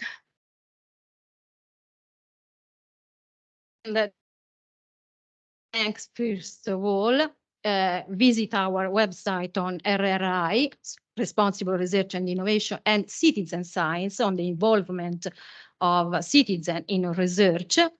And if you are interested in this field, you can visit also this website, download our manifesto on responsible research and innovation, and also join us in the network, international network of responsible bioscience.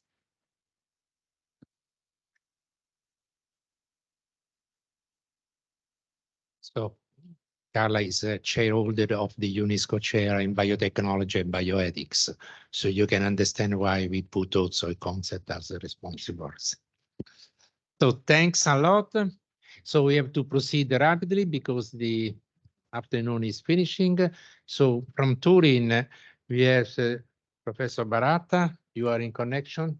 Ci sono, professore, mi sentite? So yes. Yes, so I'm here. Okay. She's part of a big group of pharmaceutical scientists in the University of Turin, which like Africa, spend a lot of time in Africa just to set up a training of galenic laboratory. So please, Francesca. Yes. Okay. Can you see my slides? Yes. Okay, thank you. Okay. Good evening to everybody, and thank you to Professor Colizzi for inviting me. And I'm Francesca Baratta, as you know, from the University of Turin. And today I'm going to talk about pharmacy compounding of personalized preparation in developing countries. In the Alma-Ata Declaration is reported that all over the world, the aim of any healthcare system should be to ensure adequate services to improve the health of the population. But which is the situation today? Today, the inequalities between the north and the south of the world are still significant. In the map, you can see in dark orange the countries for which the number of health workers is not enough. In this context, it is important for developing countries to talk about the essential medicines. For the WHO, essential medicines are those that satisfy the priority healthcare needs of the population. But unfortunately, today, the 50% of the population of developing countries doesn't have access to these medicines. Very often, this problem is linked to the high circulation of falsified products.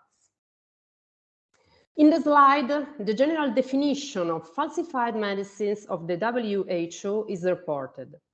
As you can see, there are different types of falsified medicines, but two of them are more significant to developing countries: imperfect falsies and criminal falsies.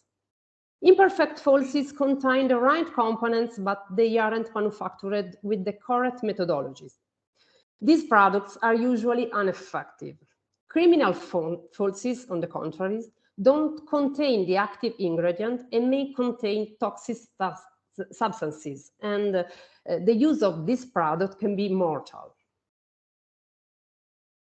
In a specific study, we analyzed the samples from 15 different developing countries that asked us to work in the APA project.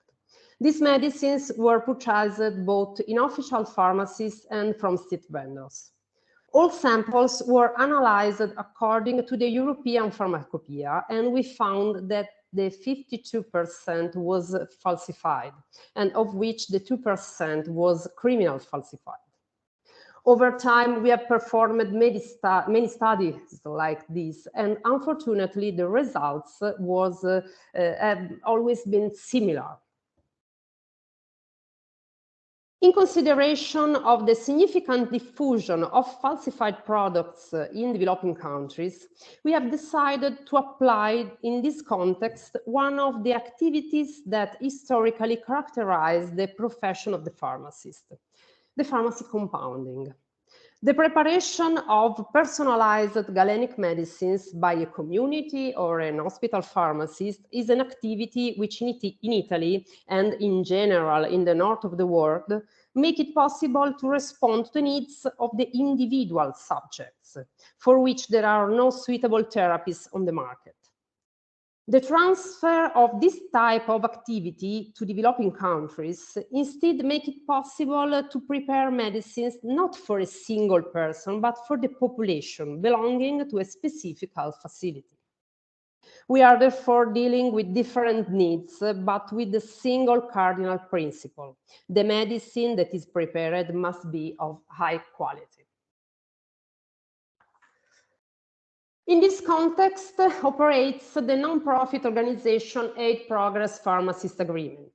Its main activity is the APPA project. APPA is a project of international health cooperation active since almost 20 years at the University of Turin.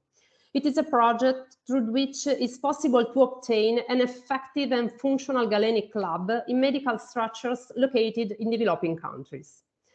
The project complies with European and guest country laws, always saving the quality of the medicinal products. But why open a galenic lab in a developing country? First, to employ local staff teaching a new job. Moreover, to have low-cost quality medicines to avoid the use of falsified products. Then, because galenic medicines can be customized according to the real need of patients. As you can see, the project is structured in different phases that involving pharmacists, volunteers, students in pharmacy during their experimental thesis, and obviously local technicians. And all phases are coordinated by the University of Turin. Before the opening of a galenic lab, some basic requirements are necessary. First, the high presence of falsified medicine on site, then the high cost of quality medicine, and surely the agreement with local authorities. Once satisfied the basic requirements in relation to endemic pathologies in the intervention area, the active pharmaceutical ingredients must be selected in agreement with local medical doctors. The indication of the local Ministry of Health regarding the guidelines for the treatment of specific pathologies must obviously be considered. And then the formulative study begins considering the type of patients, adults or children, and then the developing of a suitable formulation, solid or liquid. Today, the galenics prepared in the APPA labs are about 100, divided in various pharmaceutical forms to address the need of patients. For each formulation, a specific explanatory card has been developed, obviously in the local language. In consideration of the tropical conditions in which the development medicines are intended to be used, for each preparation, the stability has been tested in different environmental conditions according to the EMA guidelines. This is very important to ensure to have sure indications about the stability of the galenics medicine in the real tropical condition of use. Always take into consideration the patient's home probably don't have an air conditioner or a refrigerator. Furthermore, the quality of each formulation is ensured by carrying out specific tests for quality control. On the basis of the available instruments, some tests are performed on site, others in Italy at the University of Turin. These tests allow us to constantly monitor the good performance of the activity and to act if the results are not compliant. In fact, if the tests were not satisfied, the activity would be immediately suspended and the mission from Italy would be planned. The tests that are performed are those required by the pharmacopoeia in accordance with the international indication. Given the law doesn't give specific indication in this regard, usually equipment that allow us to obtain low cost but significant results are selected. One of the major challenges we have had to face over the years has been the development of a large number of specific preparations for pediatric use. In fact, in the countries where we operate, the problem of pediatric formulations is not so much their falsification, but their unavailability. Thus, adult preparations that are not properly adapted to the pediatric population are usually given to children. In this context, the study for this kind of preparation began 10 years ago for Haiti, and today in this lab, we produce, in the lab of the San Damien Pediatric Hospital, we produce an average of 2,500 liters of preparation every year. Obviously, these medicines are not today prepared only for Haiti, and in fact, in all our labs, we can set up pediatric formulation today. Over the years, we have also developed the necessary operating protocols for preparing sterile preparation, both cytotoxin and not. Furthermore, in collaboration with the University of Milan, a protocol for the preparation of bags for neonatal parenteral nutrition has recently been introduced in Haiti, and in next year will be introduced in Madagascar. The APA project, as an international health cooperation project, certainly fits into the objective 3 of the WHO, but it also falls within the objective 2. In fact, we have also developed a formulation to fight against malnutrition.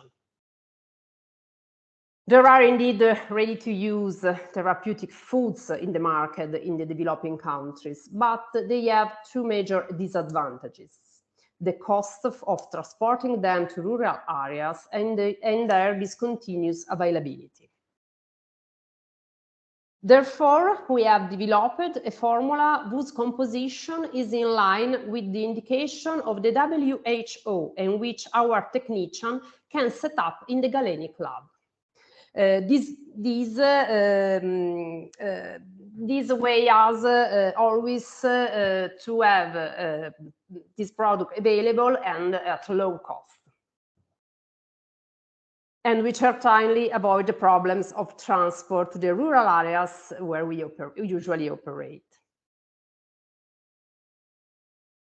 In the slide, you can see the currently operational labs. Unfortunately, some, especially in Africa, have been closed over time for safety reasons. But the feasibility study for 3 new projects in Burundi, Cape Verde, and South Sudan has already started. And then I thank you for your attention with our technicians. And if you are interested in our project, you can visit our website. Thank you very much.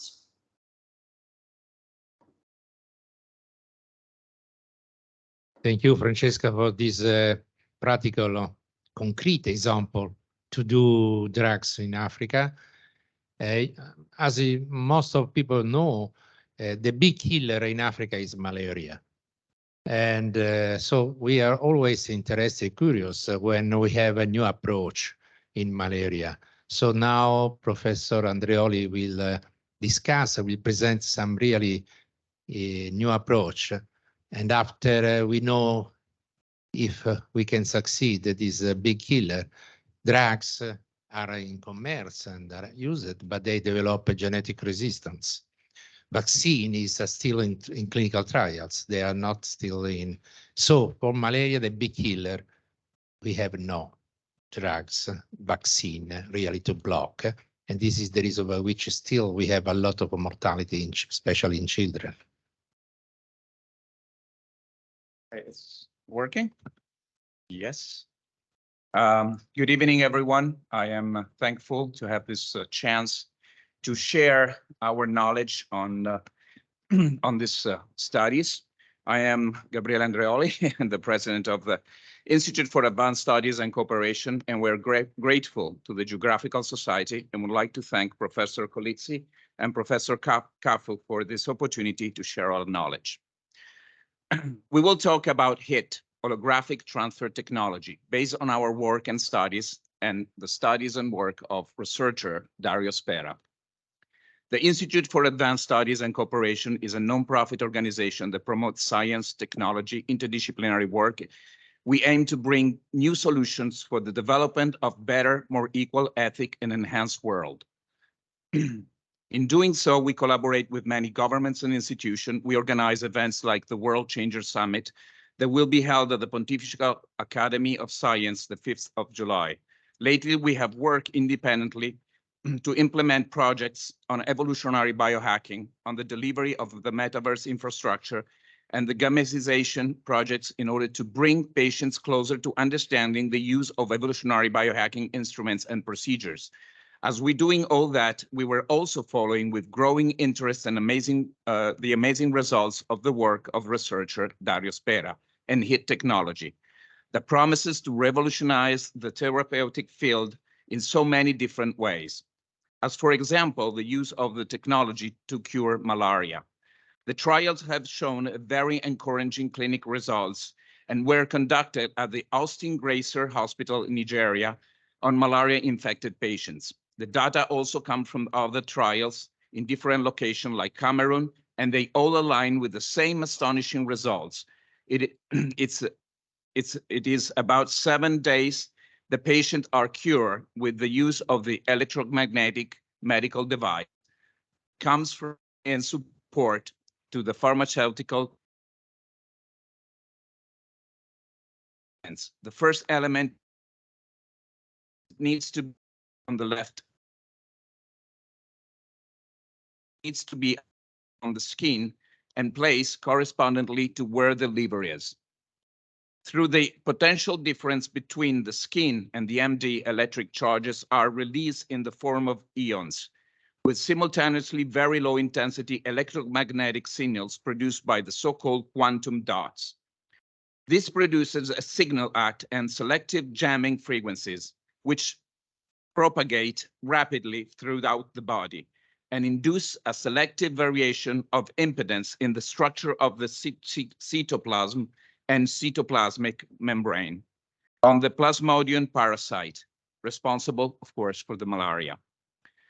These selective impedance variations alter the ion flux across the cytoplasmic membrane and promote the pro-oxidant environment, creating for it unfavorable survival condition, as well as altering selectively the electrophysiological parameters of the Plasmodium. So what is holographic information transfer?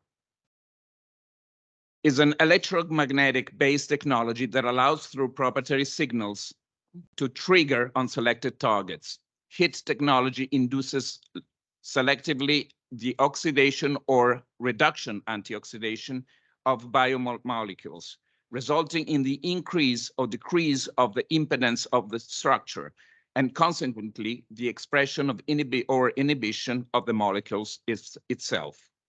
These fundamentals are based on innovative principles and apply on quantum physics.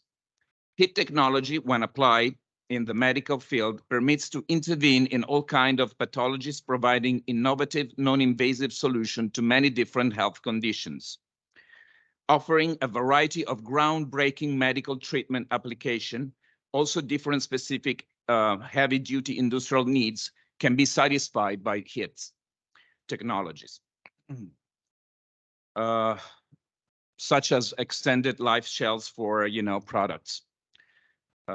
Thanks to the collaboration with the University and Public-Private Research Institute, HIT has obtained the CA marking for all medical devices, and some products have already reached the market. One medical device which triggers optimization of the proprioception capacity in the body has been developed and implemented with the support of a consortium composed by the University of Sassari, the University of Tor Vergata, La Sapienza University of Rome, and also including the Sport Medicine Institute of Rome. The medical device is officially worn by the Italian National Olympic Committee, and as well as several Italian sports federations and different Italian national Series A soccer teams. Another device on the market optimizes the ionic of the proton exchange by enhancing and promoting, when needed, the oxygen saturation capability in the body, lowering heart rate and production of lactic acid. Moreover, by the end of July, 2 new devices are going to be reaching the market. One sustaining glaucoma treatments, the second one in support of maculopathy degeneration pathologies. After 3 years of collaboration with the University of Cagliari, HIT has developed 2 other medical class 1 pain relief devices. In the last year, HIT was able to produce in vitro a large number of data in collaboration with the Pediatric Hospital Bambin Gesù in Rome from the development of medical devices which is capable to induce delocalization of heavy metals ions from cells tissue, therefore including a detoxifying effect. HIT patches and medical devices can be programmed to reproduce the effect of many active principles. HIT has also received many patents. What I want to add to this brief introduction to HIT technology is that this technology can be particularly useful in amplifying the power of any molecule. So most of the molecules. So I think it could be very interesting for our research to be implemented into all the rest that you are doing with such an ethical and passion. Thank you very much. Thank you, Professor Andreoli, for this new opening view that we can amplify the molecules that we are using as nutraceutical drugs. This is the mechanism may be more, and I think that we can just always investigate on this. So we are just arriving at the end of this meeting. The last one is a young associate editor of Journal of Public Health in Africa, which is a good example of collaboration between an Italian editorial company with the African Union. So when African Union, after 2 years of the foundation of Africa Center for Disease Control Agency in Addis Ababa, they want to have a journal to diffuse all communication about public health in Africa. Is Ezekiel. And so we found an Italian company which was able to support this new adventure. And so Ezekiel will just present some new date that we have about this journal, especially in the field of pharmaceutical and nutraceutical molecules. Please, Ezekiel.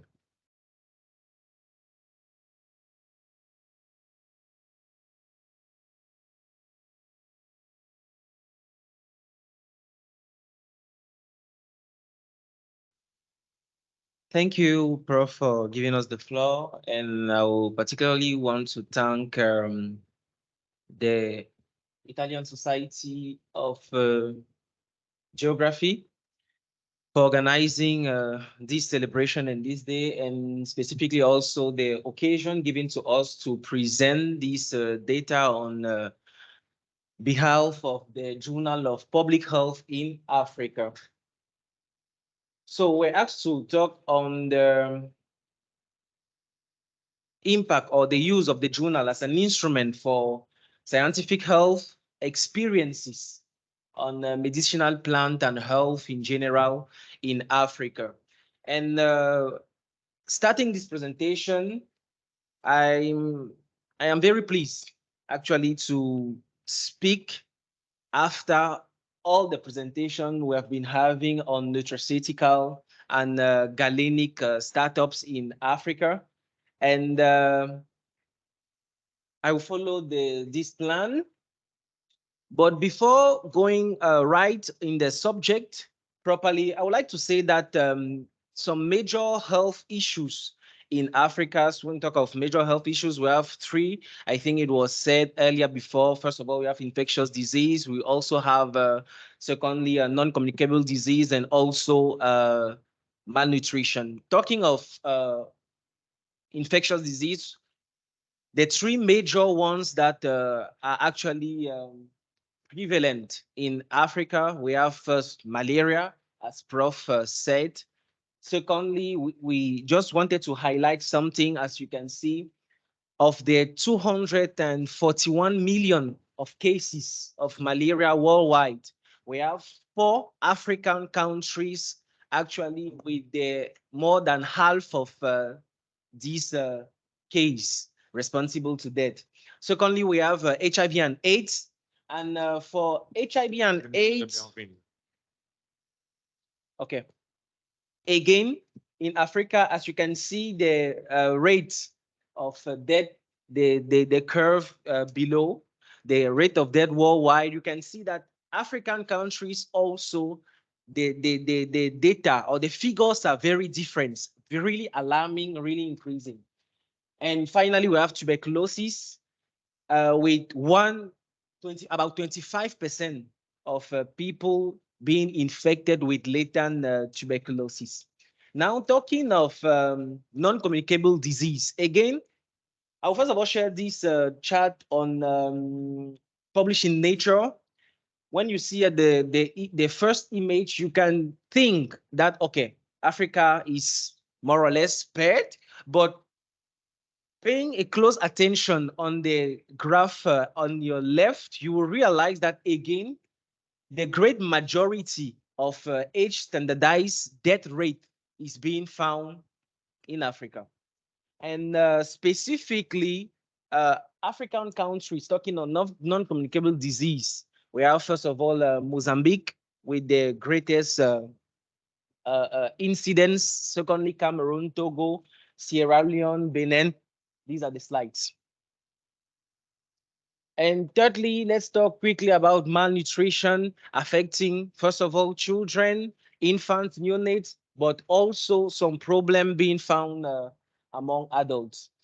This being said, as all the presentation we heard since the beginning of this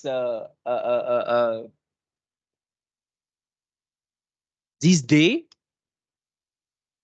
in recent years, galenic and nutraceutical startups have emerged as a potential game changers, as it was really much on galenic and nutraceutical startups. I will not go into that direction. We have already been taught, and so many things have been said already. Just want to emphasize on something. They can really revolutionize avenue for health development in Africa by addressing prevalent health challenges, promoting access to affordable healthcare, empowering local economies, and integrating traditional medicine on the continent. Some challenges that have been presented, some advantages that have been presented, I will not go in details.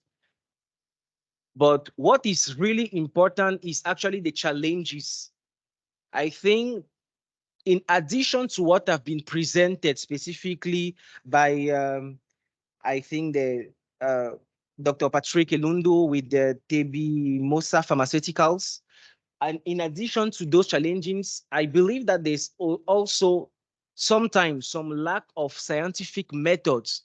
For example, when the first presenter, Dr. Elundu presented, I don't know if you notice, there are not many communications that have been done locally in Africa towards that, to explain or present the methods and methodology that have been employed in order to reach those results. Whereas with all the experience that we have from the Italian based nutraceutical projects that have been implemented and presented before, you realize there are many publications. Many things have been said, many things have been documented concerning the procedures and also the outcomes. And without this, we are not really sure, or it will be difficult to endorse actually the outcomes from these startups in Africa. And also in Africa, this is not just the case for nutraceutical startup. There's more or less poor support from governments. That's why many people are being encouraged to look for fundings outside. And but what I will really emphasize, and the reason of saying all of what I've said before, is that most of these nutraceutical startups or nutraceutical project, nutraceutical food, they lack visibility and exposure. And this is actually where the Journal of Public Health in Africa wants to play an important role, or want to add something more. And who are we? The Journal of Public Health in Africa is a peer-reviewed academic journal owned by Africa CDC that focuses on health issues in the African continent, and the editors seek high-quality public health-related issues. The aim of the journal is to move the public health discourse from the background to the forefront, and we believe that the success of Africa's struggles, and even the success of these nutraceutical startups that we want really implemented in Africa, will depend on successful implementation, successful validation, endorsement, local endorsement of public health approaches. So the journal had its first issued in September 2010, that is 13 years ago, and up to date, we have received more than 2,100 submissions. So with this chart, I just wanted to present three main things. First of all, back then in 2010, we had a very high acceptance rate, and this acceptance rate decreased over the years for two main reasons that we believe. First of all, at the beginning, the high acceptance was because we also have few papers that were submitted, and the submission increased over time. But also the decrease of the acceptance rates was due to the fact that the quality of the write-ups were not really the best. And fortunately, in 2021, the Journal of Africa CDC launched the first conference of public health in Africa, sensitizing the local, the governments and the local stakeholders to write and apply to submit papers to the journal. And as you can see, 2020, 22, and 2023, we had an increase of the publications submitted and also of the quality of paper being submitted. So this is just the state of, we have currently 300, this was just to present the current state of the journal. We have 300, more than 350 active submission, with about 24 of them being at the production stage, 180 at the copy editing, and 145 being a different step of the review stage. Some journal metrics, as you can see, the minimum time for the first editorial decision is 12 days, and the minimum time for acceptance, it varies between 35 to 380 days. This is more or less influenced by the responsiveness of authors when they are being asked for revisions and corrections, and also other parameters that you can see. Okay, different type of articles that we accept. We accept original articles, reviews, be it systematic reviews or narrative reviews, public health pictures. We accept brief reports, case reports, opinions, and letter to editors as well. Okay, this is just an example of what has been published. This is a paper specifically on the topic of the day that was accepted in 2012. This was just to show a sample of case study that have been accepted in the journal. This other paper was submitted and accepted in 2017, and this is an original research. The first paper, as I said, these two papers actually were conducted in Africa, the first one in Nigeria and the second one in Sudan. This third paper that I want to present is also an original research. And the reason I chose this specific paper was just to portray North-South collaboration and in this paper. And this final paper that is among our recent issues is actually a review that was conducted in great majority in Indonesia. That is just to say that papers outside of Africa are also welcome in the journal. So what is the take-home message from what I've been saying? The Journal of Public Health Africa can effectively serve as an appropriate platform for, first of all, the dissemination of knowledge and scientific experiences on medicinal plants in Africa.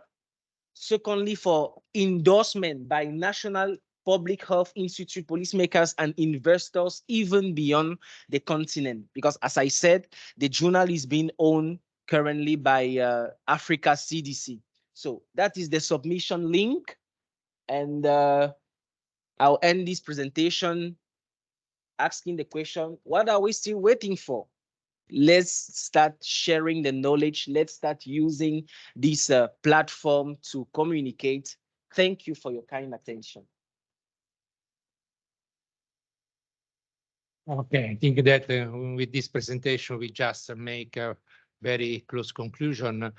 And so we are just in time, roughly. So I want to really thank all for you. Vittorio, vedo che ci sia Rose. Si è collegata? Ah, Rose. Sorry. Dove stai? Non la vedo. Rose. Ah, Rose. Rose, finally you are able to be connected. I'm connected. Ah, good. So I never noticed that. So you can start your really last presentation. Rose is the general director of the laboratory which control drugs in Cameroon. Because surely we need also to understand the problem of quality control, regulation, and approval of drugs to be imported or locally done. So Rose, please give us the information about your institution. No, questa ora no. Rose. Is Rose there?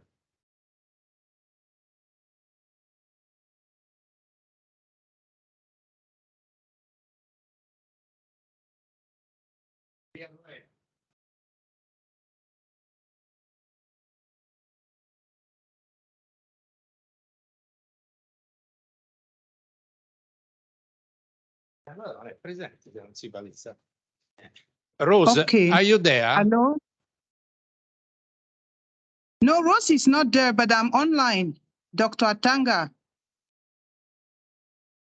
So Rose is not there. You are taking his place. Well, I don't know if we are waiting for her or...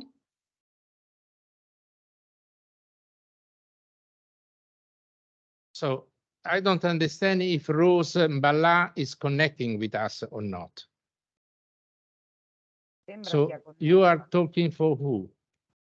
No, I am Dr. Atanga Marinuela, the pharmacist. Yes, Yes, I know for the very well, coach. but we are just waiting for Rose Princess okay. Mbala to be Okay, I present his understand. I data. understand. Okay. Unfortunately, we can see her, but we cannot hear. Rose, okay, I can you hear understand. us? You have, please, Marie-Noël, you have just to stand by because Okay. we have, and after you can you can say something, but at the moment we are talking, we need the communication, the formal communication from Rose Bella. But I cannot see Rose Bella. She never comes. Rose, are you there? No. Non ci sta. No. So I think that this is really the last communication that we have because Rose, as you say, is not connecting with us. So I want to thank all participants. We just can close the meeting. And I think that if somebody wants to discuss with them, we have a space, not in the hall, because in this room, another meeting. Rose. Good afternoon. Hello. Rose, thank you for coming, but you have to, Yes. you are the last intervention, you are the last talk, so we have to close. Please present yourself. I already introduced you as the General Director of the LANACOM. Please, you can start. Thank you. Thank you, Professor Colizzi. I'm presently the National Quality Control and Drug Quality Control and Evaluation Laboratory in Cameroon, in charge of guarantee and ensure the quality of medicines, pharmaceutical products, and also all the nutraceuticals, foods, cosmetics, etc. All the products that can create a sort of problem, health problem to the population. So I'm also teaching pharmacology at the University of Yaoundé 1, the Faculty of Medicine and Biomedical Science, pharmacology and traditional medicine, particularly integration of traditional medicine in the health system. I screen already.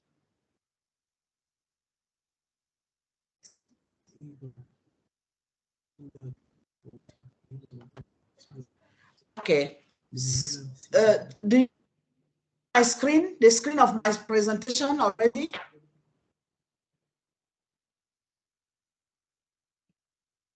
Yes. Rose, are you able to manage the slides, or we have to do ourselves? Yes, I can manage my slides, but if you can put them also there, no problem, I will manage them. Are you seeing my presentation now? On Teams, the presentation is available. We can see the person that are connected. You have it? They can see. So you're able to do your or you? Yes. Rose, are you putting your presentation on the screen? You have it? No, rimetti le sue mani. Okay, let me read my presentation because I saw you have it. You people, I saw it.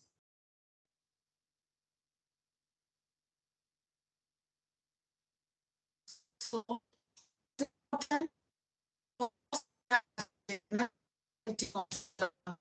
a it's the sampling that we have to use, because control nutraceutical and medicines, it's important to fight against adulteration, to ensure security, to ensure efficacy of these products, but really to ensure consumer safety. That's why the sampling strategy shall define also the sampling process. Where are we going to select the samples? Which category of samples are we going to take? And which number of samples are needed for appropriate quality control? Whose personnel is going to conduct the sampling?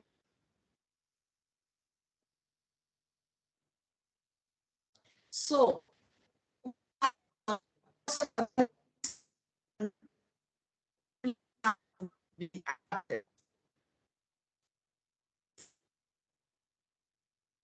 to be active, there are some prerequisites that are important. The initial and periodical qualification of equipments, the training of technicians and analysts, the management of reagents, the validation of analytical methods to have also simplified methods but are validated.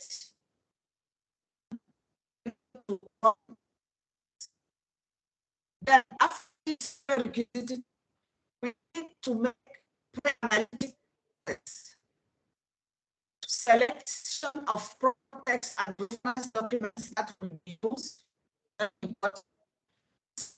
products,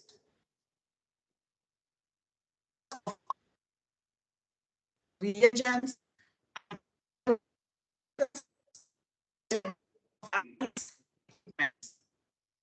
then we go to the analytical process. We are going to our testings, also make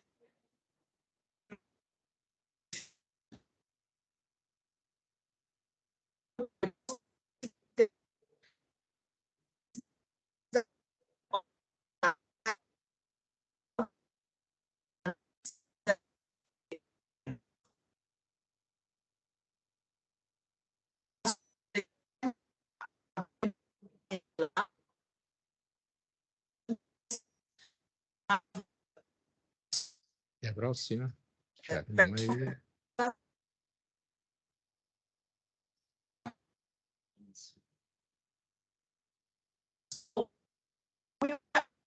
Also to know that we are developing alternative methods for usual reference documents to diminish the cost of the analysis, because I know legal reference are very expensive. That's why we are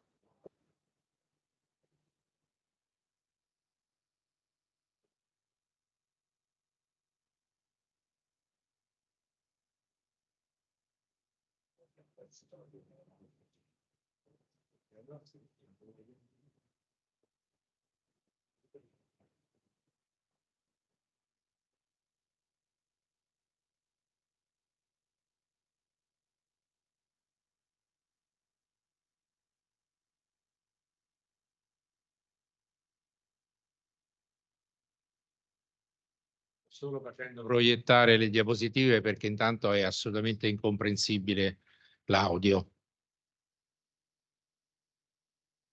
This is just to give information that at least in most of the African countries now they have the agency, the public agency for the control and the for certification of drugs, nutraceutical and aliments, nutrition.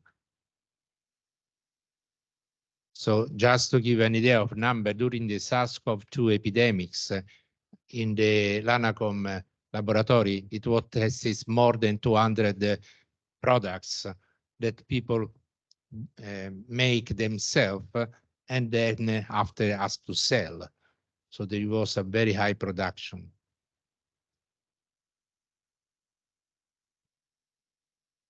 Okay, so this is just unfortunately, Rose, we have to improve the connection. So there is not a good connection at the moment. So I would like to thank all of you for your participation. Now we formally close, but we have some B2B meeting that we want to organize, especially with Janus Pharma, Toby Mosa, and EB, if we can just move in another room. And so if there is some discussion more practical to do partnership, because just to remember you that this meeting is not to do diffusion to the big population, because for that we use the Journal of Public Health in Africa. And for to do this is mainly for to start a reflection and to see how we can improve this partnership between Africa and Europe, and Italy in particularly. We have the opportunity to have here Patrick Olendu, and I hope that we can just go a little bit in the detail how this partnership can be started. So thank you very much, Ambassador. Thank you for your patience, but this is what we call pharmaceutical diplomacy. Per Giorgio.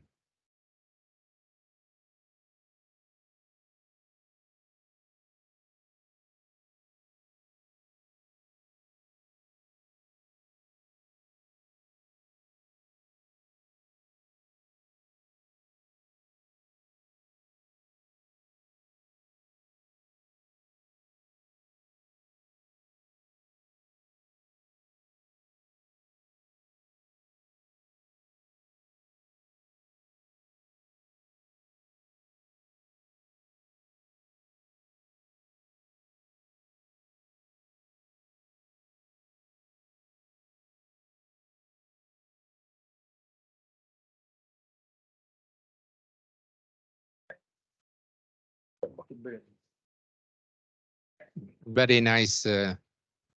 Marie-Noël, you want to say something? Yes, good afternoon. I've been following the conference very well. Buonasera a tutti.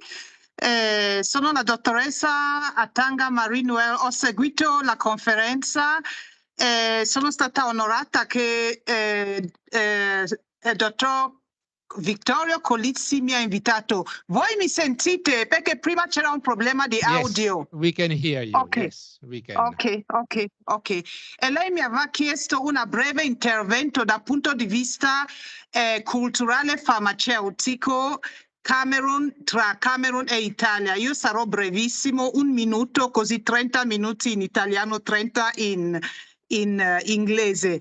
Io penso che tutto quello che dovevo dire è stata da un punto di vista toccato. Io sono la dottoressa Atanga Marie-Noël, sono una farmacista, ho fatto i miei studi a Padova, poi ho fatto una specializzazione in dermocosmesi e anche in farmacologia delle piante. Però parlando del ponte culturale, negli ultimi 22 anni con altri amici italiani, perché Italia è la mia prima e anche seconda casa come il Camerun, e con la nostra fondazione abbiamo fatto questo ponte che praticamente portavamo farmaci, borse di studio e nutrizione nelle zone più remote e lavoriamo anche in Camerun. Però il problema che abbiamo dal punto di vista culturale è sempre quello dell'informazione, educazione, e quando dico di questo non soltanto alla popolazione, i pazienti rurali, però soprattutto nella base, la comunicazione fra noi operatori sanitari, soprattutto in Camerun. Pronto, mi sentite? No, sentiamo.